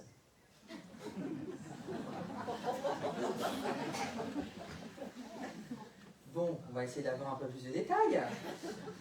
Bon, ben, je lui dis, ben, moi je le vois assez jeune, la 30, quarantaine, un peu les cheveux noirs, qui vire un peu au gris, commence à être poivre et sel. C'est quelqu'un d'assez jeune, peut-être un oncle ou quelqu'un qui aurait été proche de vos parents, un ami de vos parents, quelqu'un qui fait partie de la même génération que vos parents. Ça peut correspondre à 3 personnes. Jusqu'au bout, je vous ai dit. Hein. Jusqu'au bout, il n'a rien lâché. Et là, je lui sors la phrase, ouais, mais lui, il s'est pendu. Et là, livide. Je ne sais toujours pas si c'était un oncle, un grand-père ou quoi, hein, toujours pas. Il n'a jamais dit. Hein. Je passe les messages que j'avais à passer. Et à la fin, donc je vais pour partir, comme je fais toujours, et là je me retourne, je le regarde et je fais, c'est qui Nico?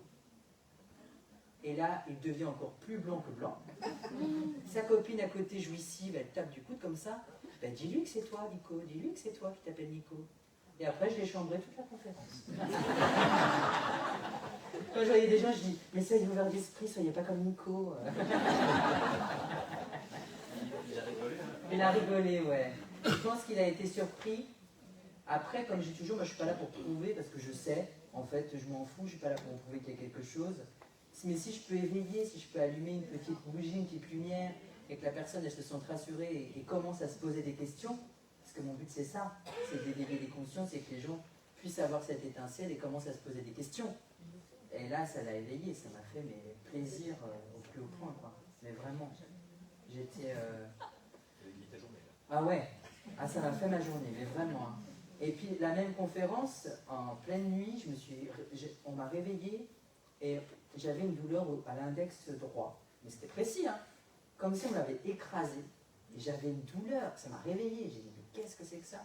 J'ai réussi à m'endormir. Bon, les jours de conférence, je dors en pointille, moi. Donc, parce qu'il y a des défunts qui viennent m'embêter, qui sont là depuis 2 jours. Des fois, ils me trimballent avec moi en voiture.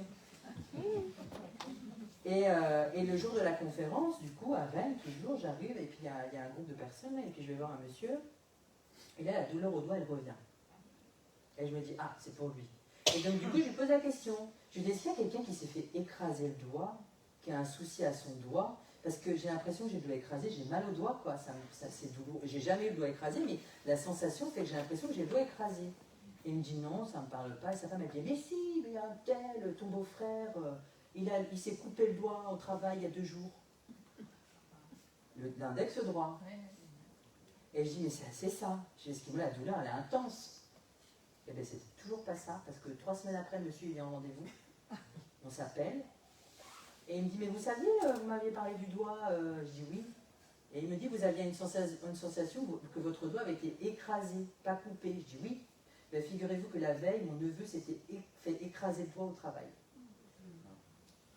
Et ben là, ils ont eu la bonne idée de me faire ressentir la douleur. Merci, c'est super gentil. C'est que du plaisir partagé, quoi. Et il m'a avoué que c'était pas le doigt coupé, que c'était son neveu qui a eu le doigt écrasé. Et là, je me suis dit, bon, bah, des fois, on n'a pas les réponses tout de suite, quoi. C'est pas grave. Moi, je dis aux gens que j'ai une voix, je dis, des fois, on voit pas tout, hein. Le mental travaille beaucoup quand on est sous l'émotion. Je dis, voilà, on ne peut pas tout voir tout de suite. Et je leur dis, c'est pas grave. Si on ne voit pas tout de suite, ça viendra sûrement après. Et si ça ne vient pas après, c'est peut-être parce que ça ne viendra jamais, ou peut-être que c'est déjà passé, qu'on a oublié, ou peut-être que c'est lié avec quelqu'un qui est déjà parti. C'est pas grave. On a des confirmations, on n'en a pas. Moi, j'ai une amie qui habite aux États-Unis qui va bientôt revenir en France. Un jour, elle a pris une consultation avec moi, 2e consultation. Et là, je lui dis, ouais, ton papa est pressé que tu reviennes en France. Et c'était pas encore sur le plan de déménager, hein. Elle avait juste l'idée. Et je lui dis, ton père est pressé que tu reviennes en France. Et surtout, c'est très drôle, ton père, il est pressé que tu remanges des produits français.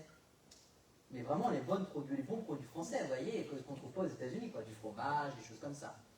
Vous me croyez ou pas, 3 heures après, elle m'envoie un message. Ah, Anthony, mon père est pressé que je mange des produits français. Ma mère vient de m'envoyer un colis de France. Et dedans, il y a du fromage, des choses comme ça. D'accord. Au salon de la voyance à Pouillon, il y a une dame, elle vient me voir, et du coup, j'ai dit, ah, vous avez un chat? Elle me dit, oui, il y en a un autre qui arrive. Elle me dit, oui, je sais, mon mari en veut un autre. Le soir, elle m'envoie une photo, ah ben le chat est déjà là.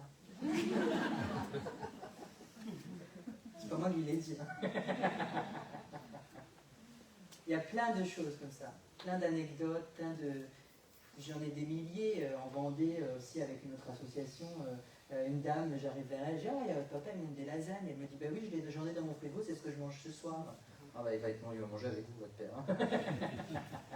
Mais que des choses comme ça. En fait, oui, vous voulez poser une question? Je veux savoir comment vous avez su quand vous avez eu ce don, enfin comment vous avez compris. Alors moi, j'ai toujours su que la vie après la mort existait. C'est-à-dire que depuis que je suis tout petit, j'ai toujours creusé l'histoire de fantômes. J'aimais bien me faire peur en regardant des émissions paranormales, vous savez, sur TF1, Oh là là, soirée spéciale, horreur. J'adorais me faire peur, j'adorais ça, moi, j'étais friand de ça. Et je ne regardais pas de films d'horreur. Hein.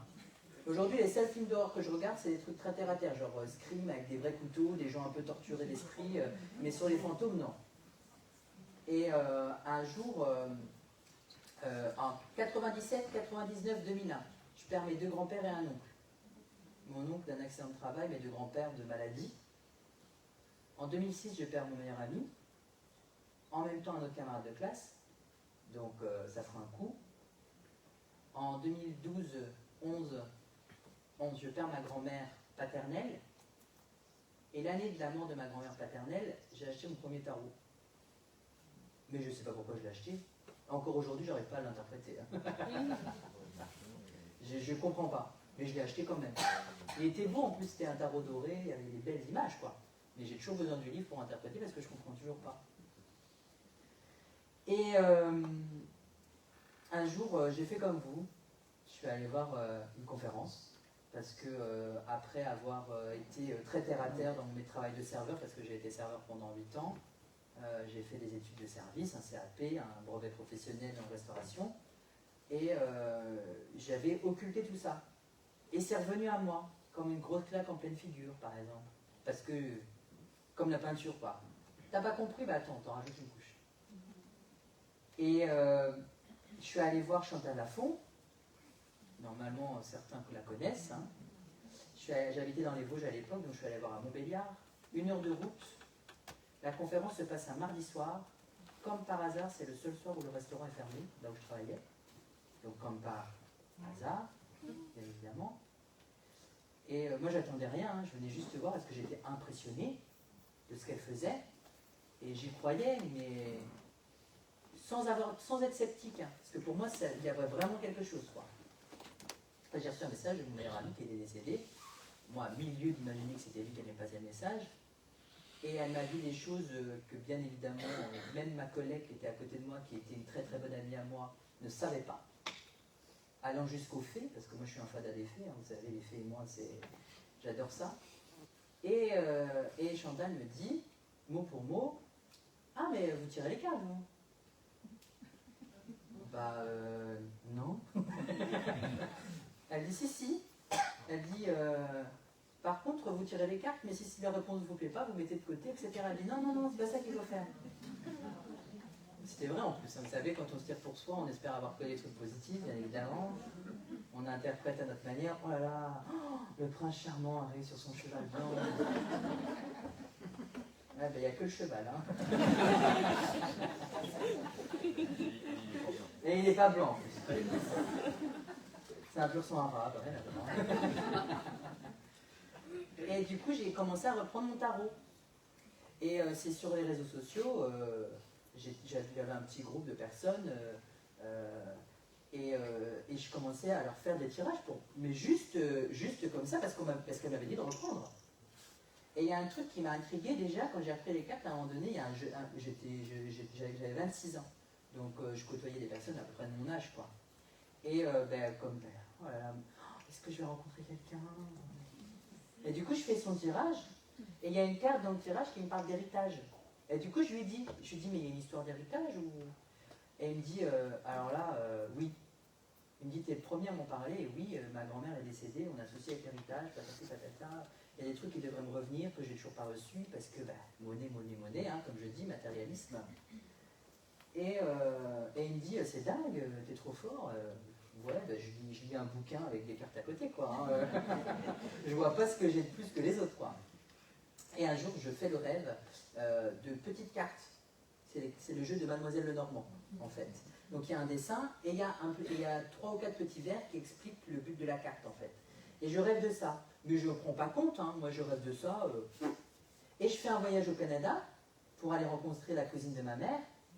Comme par hasard, elle fait de la cartomancie. Et là, on commence à en parler.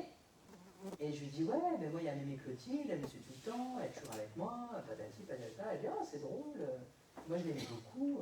Et je lui dis, écoute, on m'a montré dans un rêve, j'ai vu un jeu de cartes et des écritures et tout. Elle me dit, oh, mais c'est Mademoiselle Lenormand. suivi suivi. Et là, elle me montre la photo, l'image, et je regarde, je fais, c'est ça. Oh, j'étais choquée. Je me dis, ça y est, je suis fou, je vois des trucs.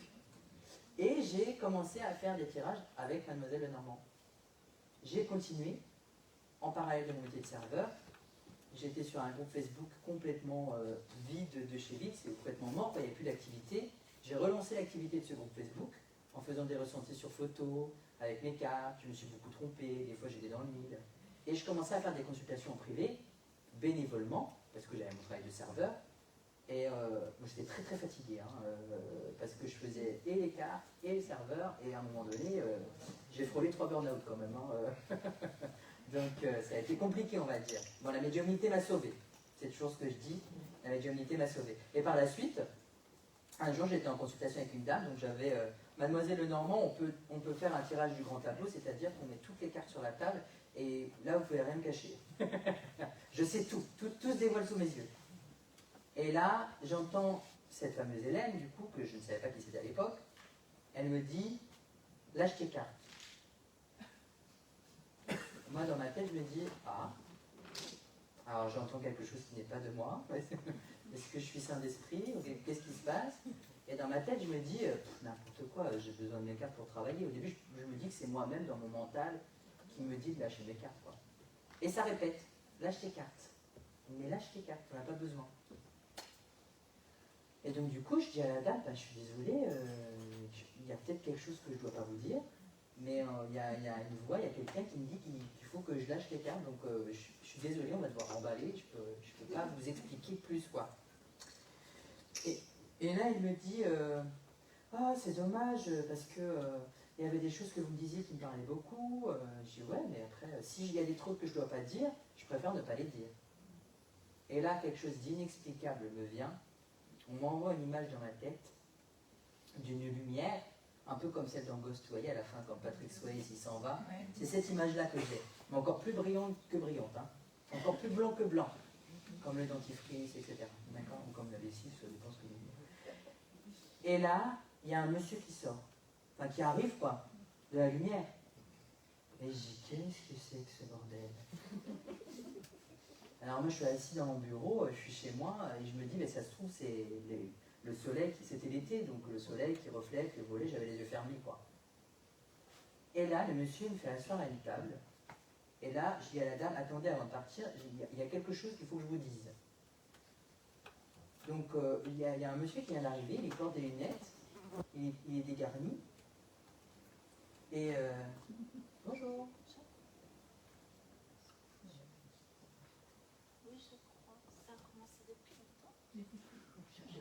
Vous cherchez quoi, madame? Vous êtes trompée de conférence, je pense. Je pense que c'est tout pour la conférence. Il n'y a pas de problème. On vous aime. Un peu de lumière, et du coup, je décris à la dame ce que je vois. Je lui dis, bah, écoutez, moi je suis assis à une table en formica, dans une petite cuisine. J'ai un verre à ballon devant moi avec du vin rouge dedans. Je dis, c'est pas du Bordeaux. C'est de la piquette.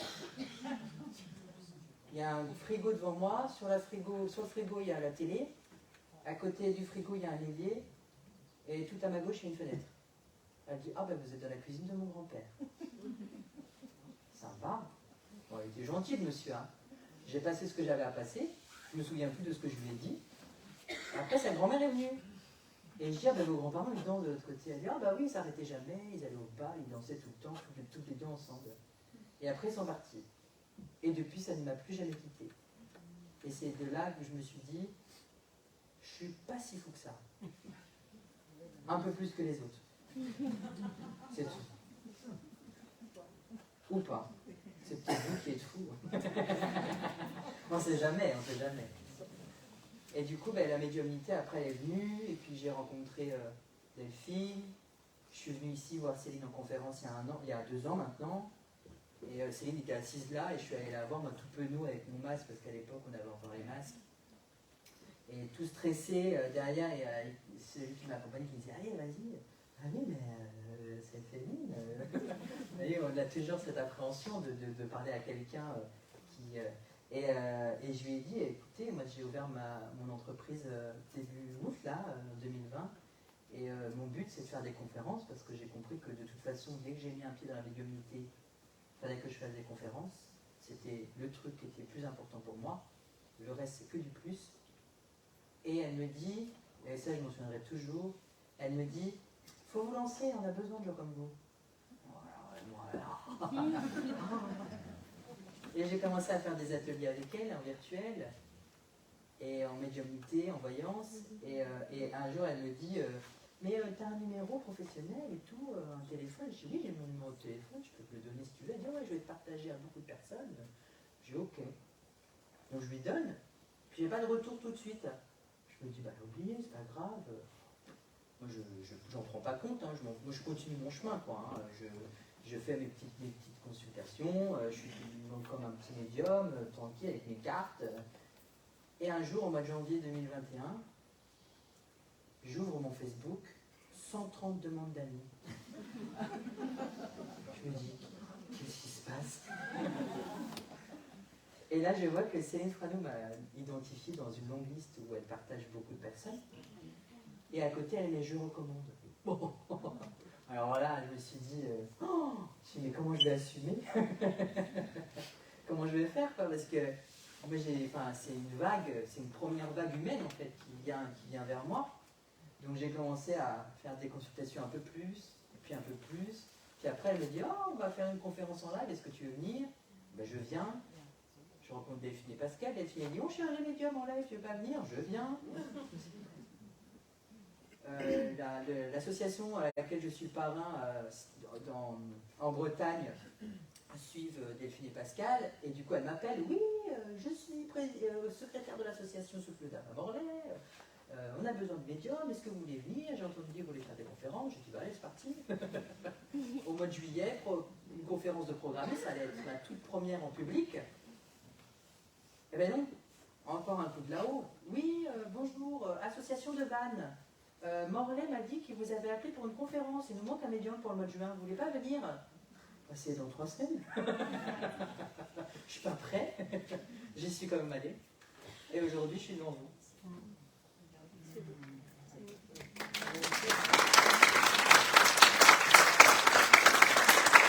Voilà.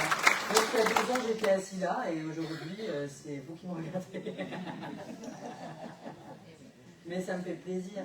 Parce que c'est toujours beaucoup de partage, c'est fait, moi je dis toujours, hein, moi je fais ça, on ne se prend pas la tête, hein, on ne va pas aller à l'église demain pour prêcher ses péchés parce qu'on a fait de la médiumnité, d'accord?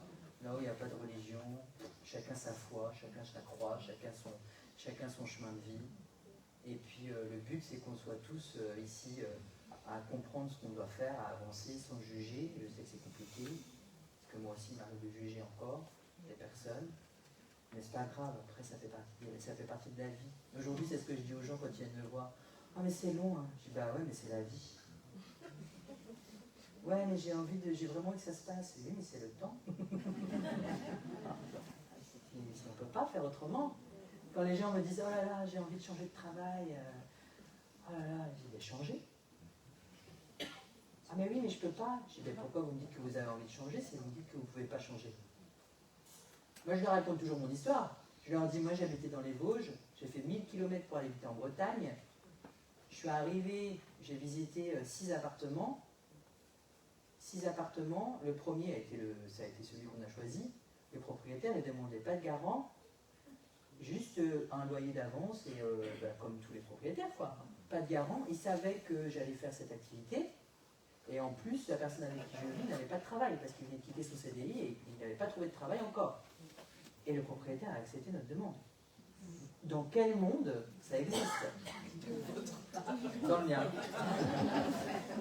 Mais je leur dis toujours, tout est possible. À partir du moment où on met en action, et si on a envie de changer, tout est possible.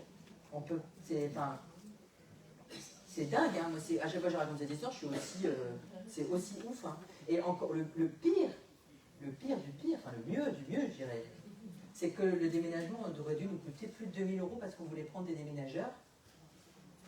parce qu'en fait, quand on a fait une première demande, ils avaient fixé un premier prix, et quand on les a rappelés, parce qu'il y avait la limite des 100 km qu'on ne devait pas dépasser, et quand on les a rappelés parce qu'on savait qu'on allait déménager, ils avaient augmenté le prix de 900 €.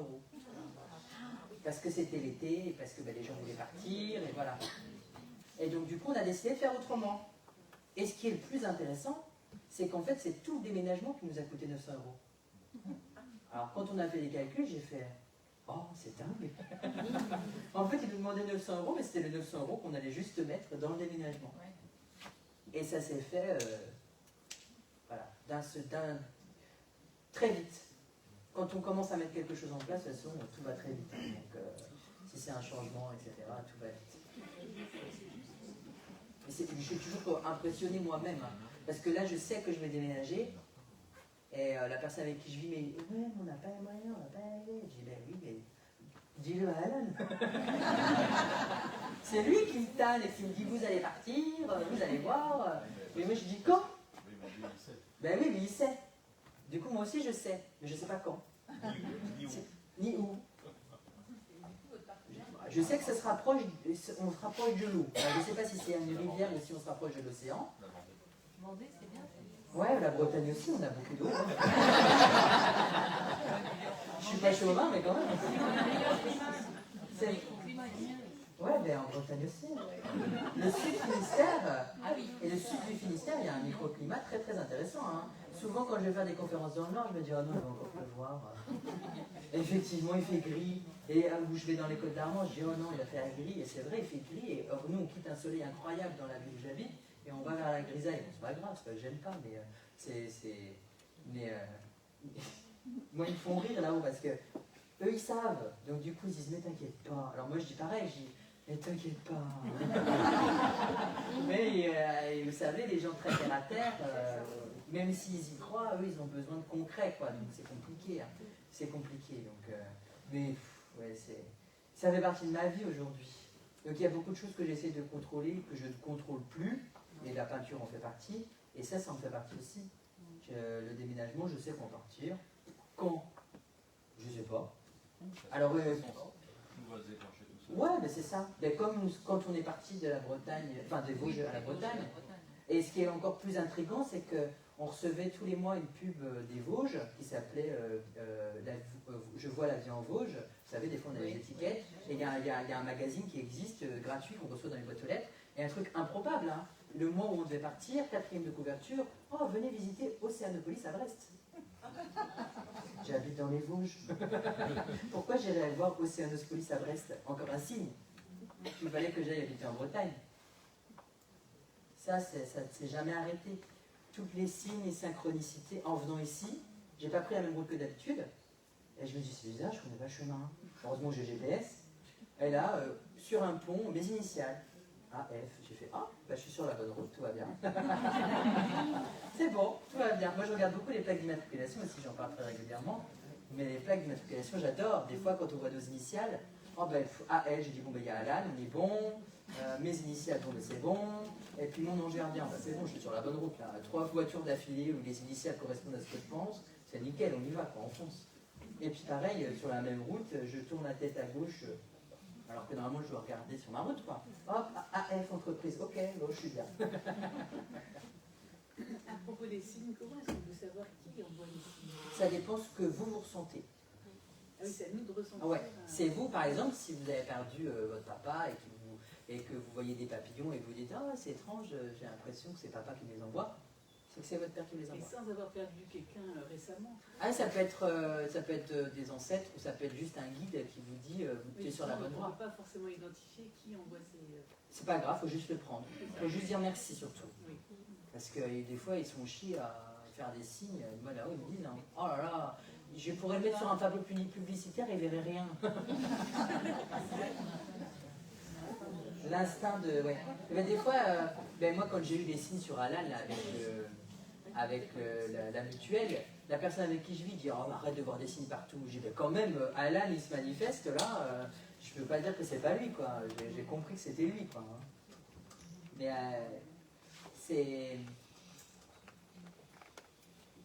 pour moi, quand il y a un signe qui vient, dans tous les cas, même si on n'a perdu personne, c'est forcément un de nos guides ou un ange ou quelqu'un qui nous dit t'inquiète pas, on est là et on n'est jamais seul. Ça, c'est important de le savoir, même quand on se sent seul au plus profond de soi-même, on n'est jamais seul. Donc moi je vous dis que mon guide vient me voir sous la douche, mais ne vous inquiétez pas, vos défunts ne vont pas venir vous reluquer vous-même. Je précise toujours ça. Un jour il y a une fille, elle me dit oh, j'ai peur des fantômes et tout. Oh là là, j'ai peur qu'il vienne me voir sous la douche et tout. Je dis, mais déjà, est-ce que tu avais peur de ta grand-mère quand elle était vivante? Bah non. Mais pourquoi tu aurais peur d'elle alors qu'elle est de l'autre côté? Et je dis, est-ce que ta grand-mère elle venait te voir dans ta salle de bain quand tu prenais ta douche? Bah non. Et pourquoi elle le ferait encore de l'autre côté? Ça peut être logique quand même. Il y a certaines pudeurs, ils le savent. Ils le savent. Donc ne vous inquiétez pas. Vous pouvez chanter, vous lavez.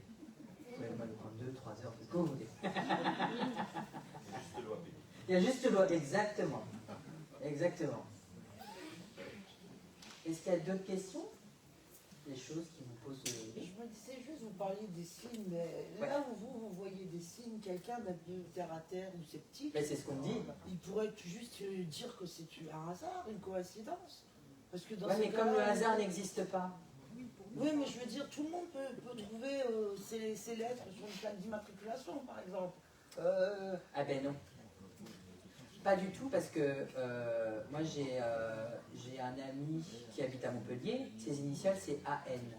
Et quand je suis descendu dans les Landes et qu'il est venu avec moi, il a vu aucune de ses initiales sur la plaque. Pourtant on en a croisé des voitures. Il a cherché parce que Et il a regardé, et moi j'en ai vu plein.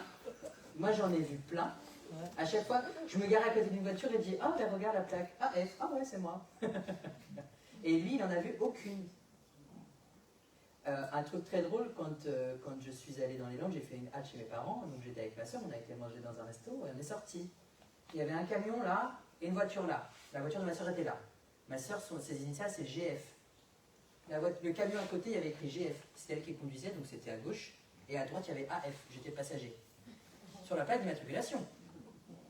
Et plus loin, il y avait écrit AL, donc je sais que c'est Alan, le AL. Donc je me dis, bon, mais il n'est pas loin, il surveille la route. Après, ça dépend de ce que vous ressentez. Moi, je n'y pense même pas. Ouais, mais c'est parce que ça ne vous parle pas, mais c'est pas grave. C'est juste que moi, ça me parle, en fait, c'est pour ça. Oui. Ça m'est arrivé, moi aussi, je me suis garée entre deux voitures, il y avait, enfin bref, et j'ai été voir un médium, et le médium m'a dit, oui, mais ça, c'est votre mental qui fait que vous avez... Non, je suis pas d'accord. Oh, on est d'accord. Oh non, je suis pas d'accord. À un moment donné, je veux bien croire que le mental travaille, mais quand il y a des initiales, et alors je peux vous dire, hein, nous on a été à Fougeray, sur la route, on a eu quand même des signes incroyables, même sur les plaques d'immatriculation. La seule plaque d'immatriculation, quand on a fait la route jusqu'à Fougeray, que j'ai vue AF, donc j'en ai vu plein du départ de la Bretagne jusqu'à chez Delphine et Pascal quand je suis allé les chercher, et de chez Delphine et Pascal jusqu'à Fougeray, j'en ai vu une seule avec mes initiales, et elle sortait sur la sortie de l'autoroute où nous on sortait. Donc il n'y a pas de hasard quand même, enfin, je veux dire, à moins que je sois un peu con, ce qui est possible, hein, enfin, je veux dire, on suit une voiture qui porte mes initiales et elle sort au même endroit que nous. Pour dire, hey, c'est là qu'il faut que tu sortes, Anthony. Oui, j'avais compris, le GPS il me le dit quoi. Hein. Mais il n'y a pas de hasard. Après, oui, le mental peut beaucoup travailler, ça je dis pas. Mais ce qui est très intéressant, c'est de prendre les chiffres de la plaque d'immatriculation aujourd'hui. Parce que quand on va sur Google et qu'on tape chiffres, quand on tape les 3 chiffres, avec, on met à côté signification ou machin, on a toujours un message des anges, on y croit ou pas, d'accord, mais ça correspond toujours, ça match à chaque fois. Moi, à chaque fois, je les note pas tous, hein, parce que sinon j'en aurais 500 à lire à chaque fois, mais quand il y en a un qui me parle vraiment, je le note, et après je vais lire la signification, et à chaque fois ça tombe dans le mille. Tout le temps, tout le temps, tout le temps, tout le temps. Ouais, vous tapez les 3 chiffres, donc il y a 3 souvent, c'est 001 à 999, et vous tapez le numéro, et vous mettez nombre signification, nombre angélique ou quelque chose comme ça, et vous verrez que vous allez avoir un texte, vous allez trouver sur un site internet, avec un texte qui va vous dire les anges, machin, par rapport aux anges, et il va vous expliquer ce qu'il faut que vous travaillez, ou ce que vous traversez actuellement. Et c'est dans ces messages-là qu'on vous dit, vous n'êtes pas seul. Oui. Est-ce que c'est la même chose pour les heures doubles ou les choses qu'on voit comme ça régulièrement? Pour les, pardon? Les heures doubles. Ah ouais, j'adore. Parce que les 16h16, 16 Ah ouais. Ah ça veut dire... alors moi j'adore parce que souvent je dis aux gens, ah c'est parce que vous êtes très à l'heure. Ouais, c'est pareil, les heures miroirs, et ça c'est la protection. Hein. Mais là-haut ils aiment bien les numéros, et comme les numéros et la technologie, parce que c'est souvent sur les micro-ondes, sur les téléphones, etc., partout, tout est lié. Donc forcément, quand il y a ça qui se met en place, ça c'est parce qu'on vous dit qu'on est derrière vous et qu'il ne faut pas s'inquiéter, quoi. Des fois on les voit moins. Parce que c'est pas toujours la même, c'est ça, parce qu'il y a des significations. Bien sûr. Mais c'est toute la journée, donc il n'y a pas de signification. Non, des fois il ne faut pas chercher une signification particulière. Des fois c'est juste, ben on est là, quoi. On te protège, t'inquiète pas, on est là. Voilà. Par contre, si vous voyez un tas de plumes sur le sol, c'est un oiseau mort, hein. C'est pas un mouche qui va voir. Quand même. Parce que souvent les gens me disent, ah j'ai vu plein de plumes. Ouais, mais alors d'où ça vient? Parce que moi j'en ai eu des plumes. Hein. Et il y a un nid, voilà, exactement. Non, mais une fois, quand je me baladais à Concarneau, justement, d'un coup je me suis retournée et je voulais regarder à l'église, parce que je sais pas pourquoi, et hop, il y a une plume qui tombe, qui descend, alors qu'il pleuvait. Je me suis dit, il n'y a pas d'oiseau dans le ciel. Enfin, c'est rare. Oh oui. Oui. Oui, merci les filles. Et du coup, il y a une plume qui est apparue, enfin elle est apparue quoi. Je dis ah, et puis elle tombe pile à mes pieds. Donc là, c'est pas un oiseau mort, c'est quelqu'un qui me dit on est là. Mais c'est souvent comme ça. Il y a les cœurs aussi. Moi j'ai plein de cœurs. Je me rappelle, une fois j'étais en train de cuisiner. Alors, moi j'adore cuisiner, hein. Ça se voit. J'adore manger, j'adore cuisiner. Et à un moment donné, j'étais en train de faire une sauce. Et il faut mettre du vinaigre balsamique et confiture de fraise, je crois. Et il faut vite se dépêcher parce que sinon ça va noircir, etc. Donc je mets mon truc, je me retourne. Et quand je reviens dans ma poêle, il y a un cœur qui s'est formé dans la poêle. J'ai fait oh merci. Pareil, je coupe l'ail. Il y a un cœur qui s'est formé dans l'ail. Oh, c'est trop bien. Mais dans la bouffe, toujours, à un moment donné, je bats de la crème fouettée. Et au moment où je retire le batteur, je vais pour goûter. Et moi, je mets le doigt dedans. Hein. Et au moment où je fais ça, il y a vraiment, mais c'est tout minus. Il y a un cœur et j'ai fait oh, il y a un autre cœur. Toujours avec la bouffe, avec la nourriture. Dans les fontaines de café. Ouais, les cafés, les crêpes. Les oignons. Tout. Les oignons. Ouais, 2 dedans. Moi, ça me fait pleurer, les oignons. On est fâchés avec eux. Mais oui. Après, j'ai des... Ça peut être... Moi, par exemple, j'ai un mur en pierre apparente. Et je sais que sur le mur, là, il y a un cœur qui se situe tout en haut à droite. Et le jour, j'étais en consultation avec une dame. Et moi, des fois, quand je suis au téléphone, je suis assis sur mon canapé ou je suis à moitié allongé. Moi, je fais ma vie, quoi. Hein. Et là, je regarde le mur. Et il y a eu un blanc. Et la dame, elle me dit, ça va? Je dis, oui, oui. Et en fait, il y avait un cœur que je n'avais pas vu, pourtant ça fait 2 ans que j'habite dedans. Le mur, je l'ai reluqué une bonne centaine de fois. Et j'ai encore trouvé un cœur dans le mur. Incroyable. Et je me dis, bon, ben, je suis encore au bon endroit, tout va bien. Ne me jetez pas de là, s'il vous plaît. Après, qu'est-ce qu'on pourrait dire? Qu'est-ce que vous avez d'autres questions? Est-ce qu'il y a des choses qui vous interrogent? Est-ce que les signes dans les nuages? Ah, c'est trop bien. Ah ouais. Oh, c'est les meilleurs. Et quand il y a un arc-en-ciel à côté, ils ont dépensé l'énergie à fond. Hein. Il y a beaucoup de pareidolie dans les nuages, mais des fois, quand il y a un truc qui se met, des fois, c'est... Ben voilà, on peut pas... les cœurs, beaucoup dans les nuages, quand les gens disent « Oui, mais non, c'est un nuage qui a fond. » Ben oui, mais il a fondé un cœur quand même. Donc, bien sûr, bien sûr, bien sûr. Vous parlez des arcs-en-ciel et quand il y a la lune. C'est double protection. Ah ouais. Ah, ça veut dire fonce. Fonce. Change de travail, fais tout ce qu'il faut pour changer. Ah oui. Faut changer de travail, madame. Eh oui, je sais.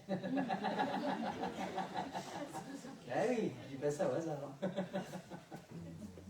je voulais savoir par rapport aux rêves de nuit. Ouais. La nuit dernière, on m'a répété un site. Ok. Mais un site, il ne fallait pas que je l'oublie en me réveillant. Ok. Enfin, un site, un lieu lieu. Un lieu, oui. Un lieu. Oui, pas un site internet. Non, non. Et du coup, je me suis réveillé le matin et c'est un site qui se trouve dans le nord de la France que je ne Ok. connais pas du tout. Ah, ça, c'est une vie antérieure. Faut aller faire alors y aller.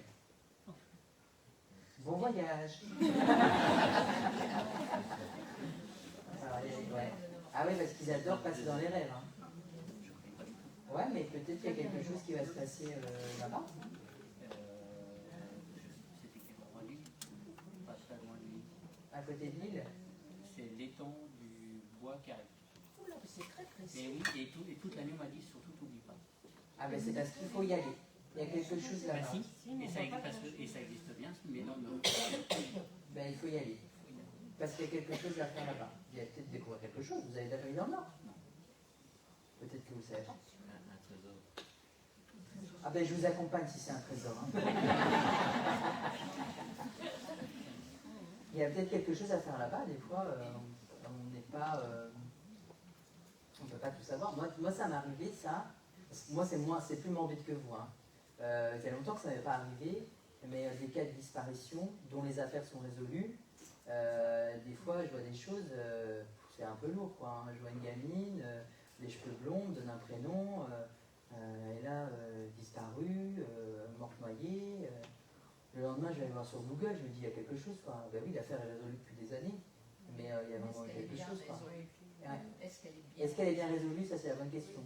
Le problème, c'est que la dernière histoire que j'ai rêvée, les parents habitent au Canada. Donc ça va être compliqué d'appeler au Canada. Ah oui, c'est parce que je peux me faire attaquer par un caribou. Alors...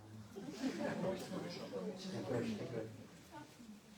Oui. Vous savez, vous avez un message à faire passer, mais que vous êtes enfin, vous attendez la personne qu'elle doit vous voir.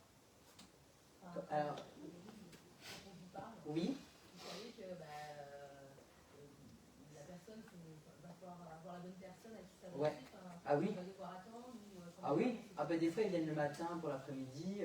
Des fois j'ai des consultations et je dis à la dame, je dis c'est qui Philippe? Elle me dit mais je vois pas Philippe. Et l'après-midi j'ai pas eu le prénom et je dis mais il s'appelait comment votre papa? Il s'appelait Philippe. Ah bah oui, il était déjà là ce matin en fait. Ça m'arrive très souvent. Bah, des fois ils viennent avant même la consultation. Des fois je sors de la salle de bain, ils sont tous au gardien comme ça.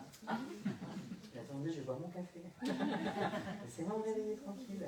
Donc vous les voyez? Je les vois pas, je les entends pas. C'est bizarre à dire. Hein. En fait, ils passent par ma tête. Oui. C'est ouais, c'est du clair ressenti, quoi. Par contre, j'ai beaucoup de phénomènes d'odeur. Ça s'est développé énormément. Un jour en conférence, j'ai dit à la dame, oh là là, ça pue la sardine. Hein. Ah bah oui, ma grand-mère a travaillé dans une usine à sardines. Je dis, bah qu'elle les remporte parce que. C'est bravo la sardine. Hein. Vous dites qu'il a des lunettes et c'est ce qui se présente. Enfin, Ouais, mais en fait, c'est comme si on me. C'est bizarre à dire, mais vous voyez, quand on voit un film en 3D, on met des lunettes 3D et on voit quelqu'un qui sort de l'écran. C'est un peu ça en fait. C'est comme s'il y avait un écran et que la personne elle sort de l'écran et elle se présente à moi en 3D. Alors vous les voyez? Pour moi, je ne les vois pas de mes yeux.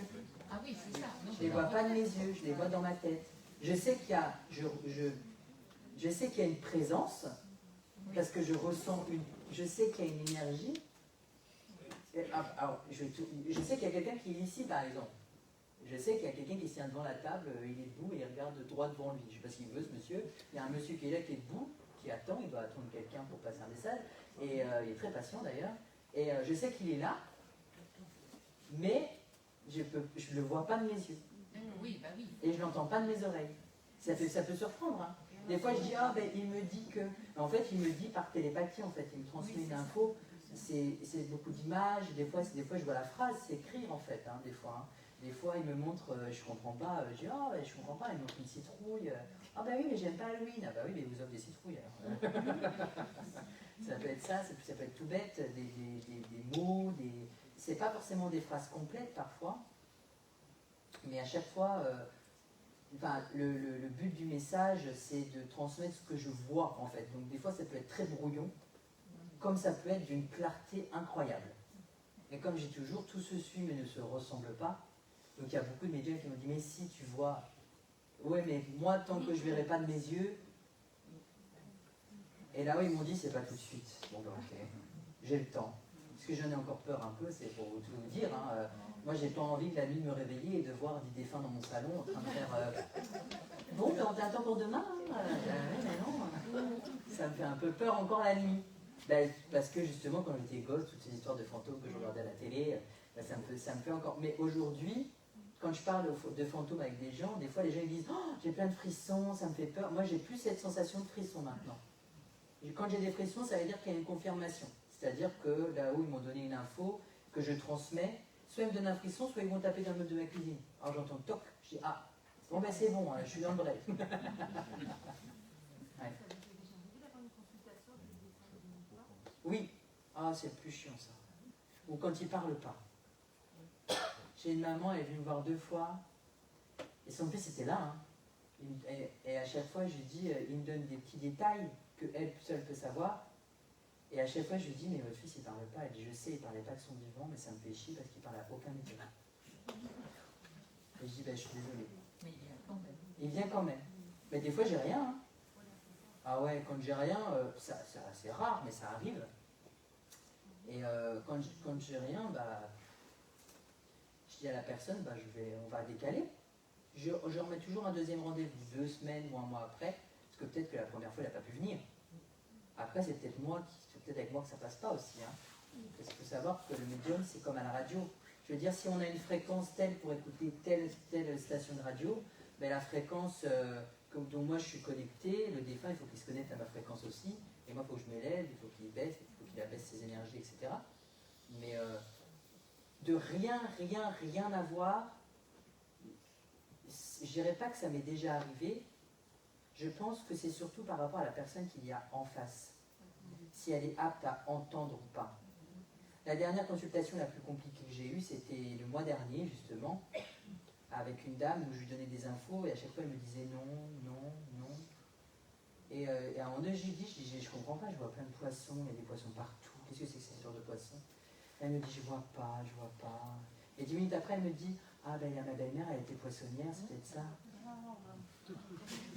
Ben oui, c'est ça. Mais moi, ça me bloque. Donc à la fin, je lui dis, ben, on va pas aller plus loin. Et à quoi ça sert? Parce que vous me dites non à tout. Donc si vous me dites non à tout, c'est que j'ai rien. Et je ne peux avoir rien. Donc je la dirige vers d'autres collègues. Je lui dis, ben, écoutez, je vous donne le numéro d'un collègue, appelez-le, peut-être qu'avec lui ça va mieux passer. Peut-être qu'avec moi ça passe pas.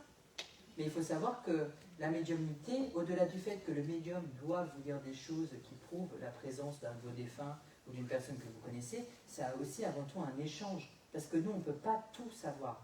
Bon, il y a des médiums qui savent beaucoup de choses, qui sont très précis, mais quand on débute comme moi, je suis encore vraiment dans mon évolution assez bas, des fois j'ai besoin d'une confirmation d'en face, que la personne elle me dise oui, ah oui, ça me rappelle ça, des trucs anodins, mais qui sont importantes pour que je puisse continuer. Moi des fois là-haut il ne me lâche pas, tant que la personne en face elle n'a pas compris, oh, je répète l'info 10 fois, et je lui dis par contre il va falloir le retenir parce que là il insiste et qu'il y a quelque chose. Hein. Et après c'est ah oui, mais je me rappelle. Je sais pas. 10 minutes de la fin, ça peut-être pas. Je l'ai dit il y a 1 heure. Mais après j'en veux pas parce que sous le coup de l'émotion, les gens ils ne voient pas tout de suite. Pour ça je dis prenez des notes ou enregistrez, parce qu'il y a des choses qui vont vous revenir après. C'est comme une dame qui m'envoie un message sur Facebook, elle me dit alors en novembre 2021, vous m'aviez dit que j'allais faire construire une maison et que j'allais changer de travail. Ah ouais, j'y croyais pas, hein. J'étais au fond du trou. Eh ben, aujourd'hui, j'ai signé un CDI en juin et je vais chez le notaire pour signer la construction de ma maison dans 7 jours. Alors qu'elle n'y croyait pas du tout. Moi non plus, je n'y croyais pas. Parce que ce qui me fait le plus rire, c'est quand il y a des questions qui concernent l'avenir.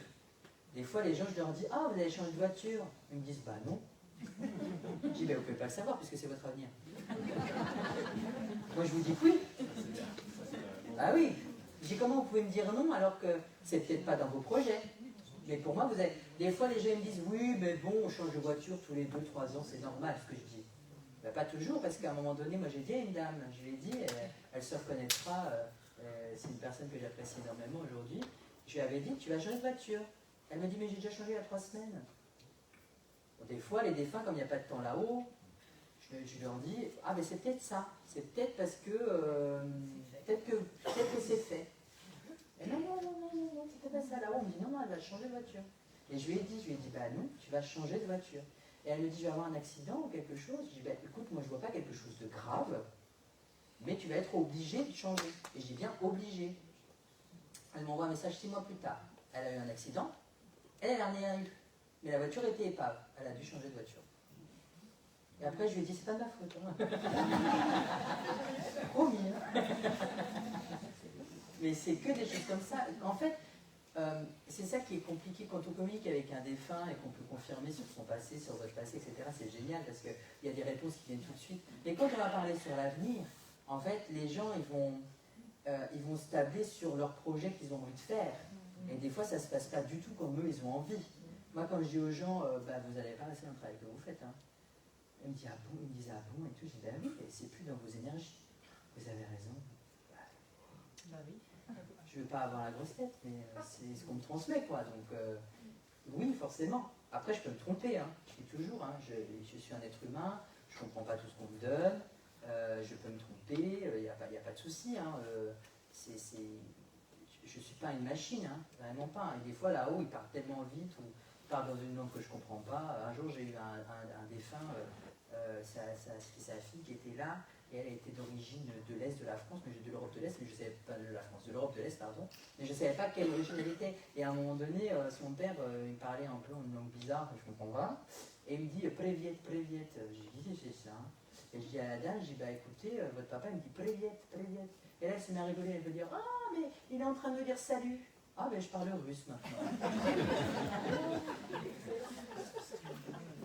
Pareil, ma toute première conférence à Vannes, à un moment donné, j'étais avec une dame et puis on communiquait. Et vous savez, bon, il y a le breton là-bas, hein, on parle breton. Et je la regarde, je comprends pas, votre grand-mère était bretonne parce qu'elle me parle dans une langue que je connais pas. Elle me dit, non, elle était polonaise. Ah, mais c'est pour ça que je comprends pas. C'est pour ça que je comprends pas. C'est trop drôle quand ça arrive.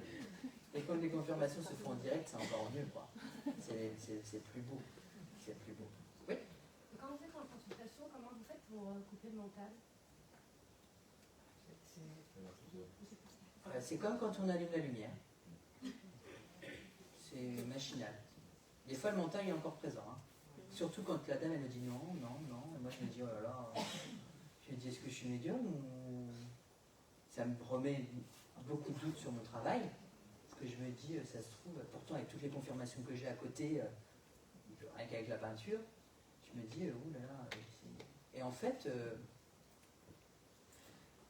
à partir du moment où j'ai la personne au téléphone ou en face, et souvent les gens me disent, quand je prends des rendez-vous, je leur dis en visio ou par téléphone, parce que les gens ils aiment bien voir. Moi, aujourd'hui, plus je fais de consultations et plus je préfère par téléphone. Parce qu'en fait, quand je suis au téléphone, je peux me déplacer, je peux faire autre chose à côté. Et parfois, quand je fais autre chose à côté, je peux vider mon lave-vaisselle, je peux ranger des trucs, etc. En fait, je me connecte à quelque chose de très matériel et en même temps, je suis en train de lâcher prise parce que je suis en train de faire une activité complètement anodine et en même temps, j'ai les infos qui me viennent.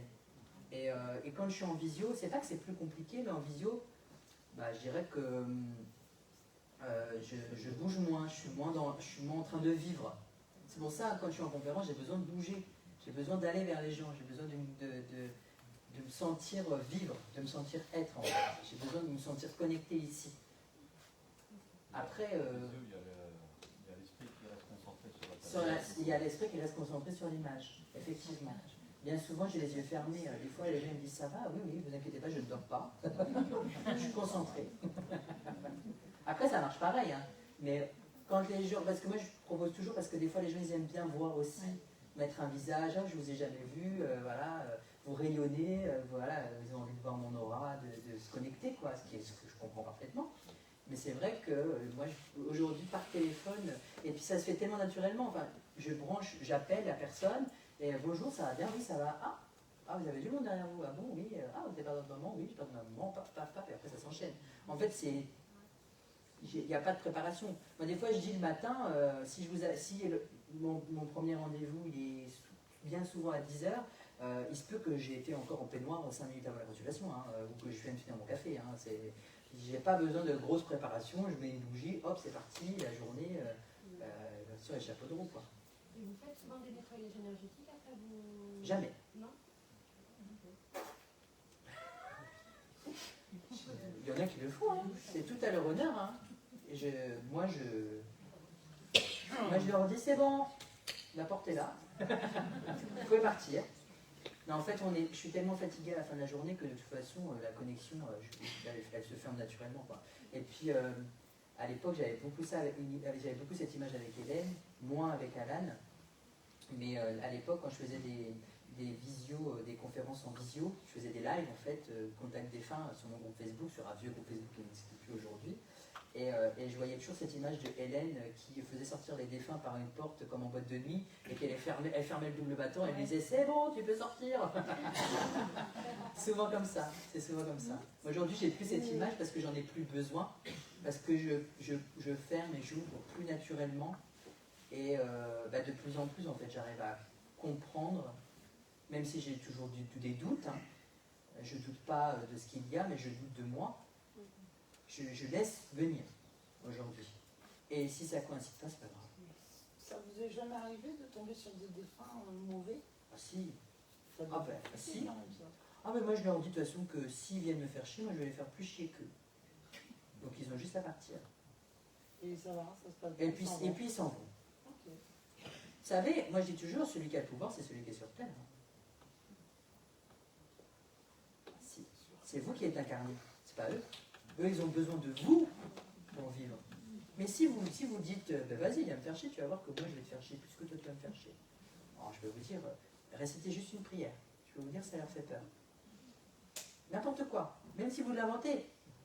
Si vous dites juste, j'apporte la lumière, je demande, selon vos croyances, je demande à un tel de venir me protéger. Ils flippent, ils se cassent. Ils sont plus lâches que nous. Hein.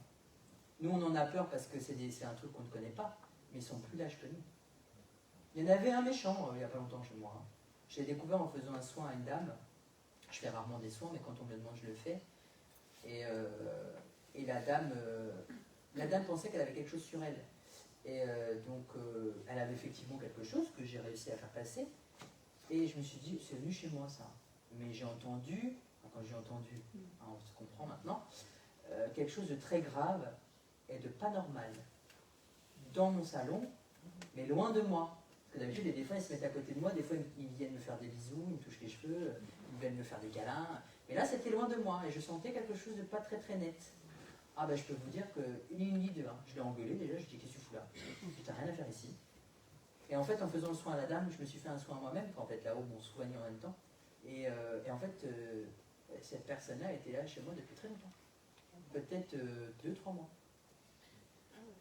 Et je ne l'avais pas senti, mais j'avais beaucoup de fatigue, je ne comprenais pas pourquoi. J'osais plus sortir, j'avais des peurs d'aller dans mon salon la nuit, je ne comprenais pas pourquoi. Maintenant, j'avais compris. Il était là et mes chats, je ne les voyais plus. Ils ne venaient plus dans le salon. C'est pas normal. C'est pas normal. Et depuis, maintenant, ça va mieux. Parce que je l'ai engueulé, Après, moi, j'ai des protocoles, hein, vous savez. Moi, j'aime beaucoup toutes les musiques zen. Mais ça à fond dans l'appartement, ça vient de partout. Je peux vous dire que ça fait des cartes. Ils ont peur de la lumière. Parce que c'est de l'ombre. Hein. Et puis plus on a peur, plus ils se nourrissent. Hein. Eh bien, merci. N'hésitez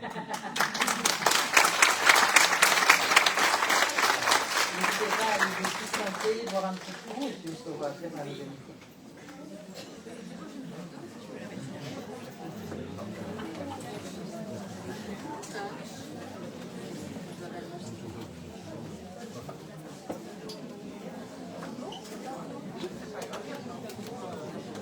Oui, alors, le plus grand il est à 85. Oui, coucou. Les plus petits sont à 30. Il y a une pause. Et ceux de taille moyenne, ils sont à 60. Vous voulez celui-ci? Ouais, il n'y a pas de problème. C'est bon. Celui-là, il est bien. Il est réservé. Tu vois les stages?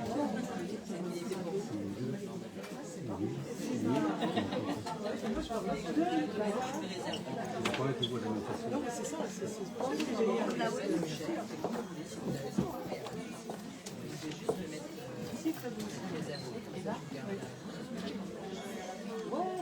pas Non, faut éviter. C'est une tête, là. Oui, une tête, on Ouais, dirait. c'est 60. Non, je vois. Et des yeux là.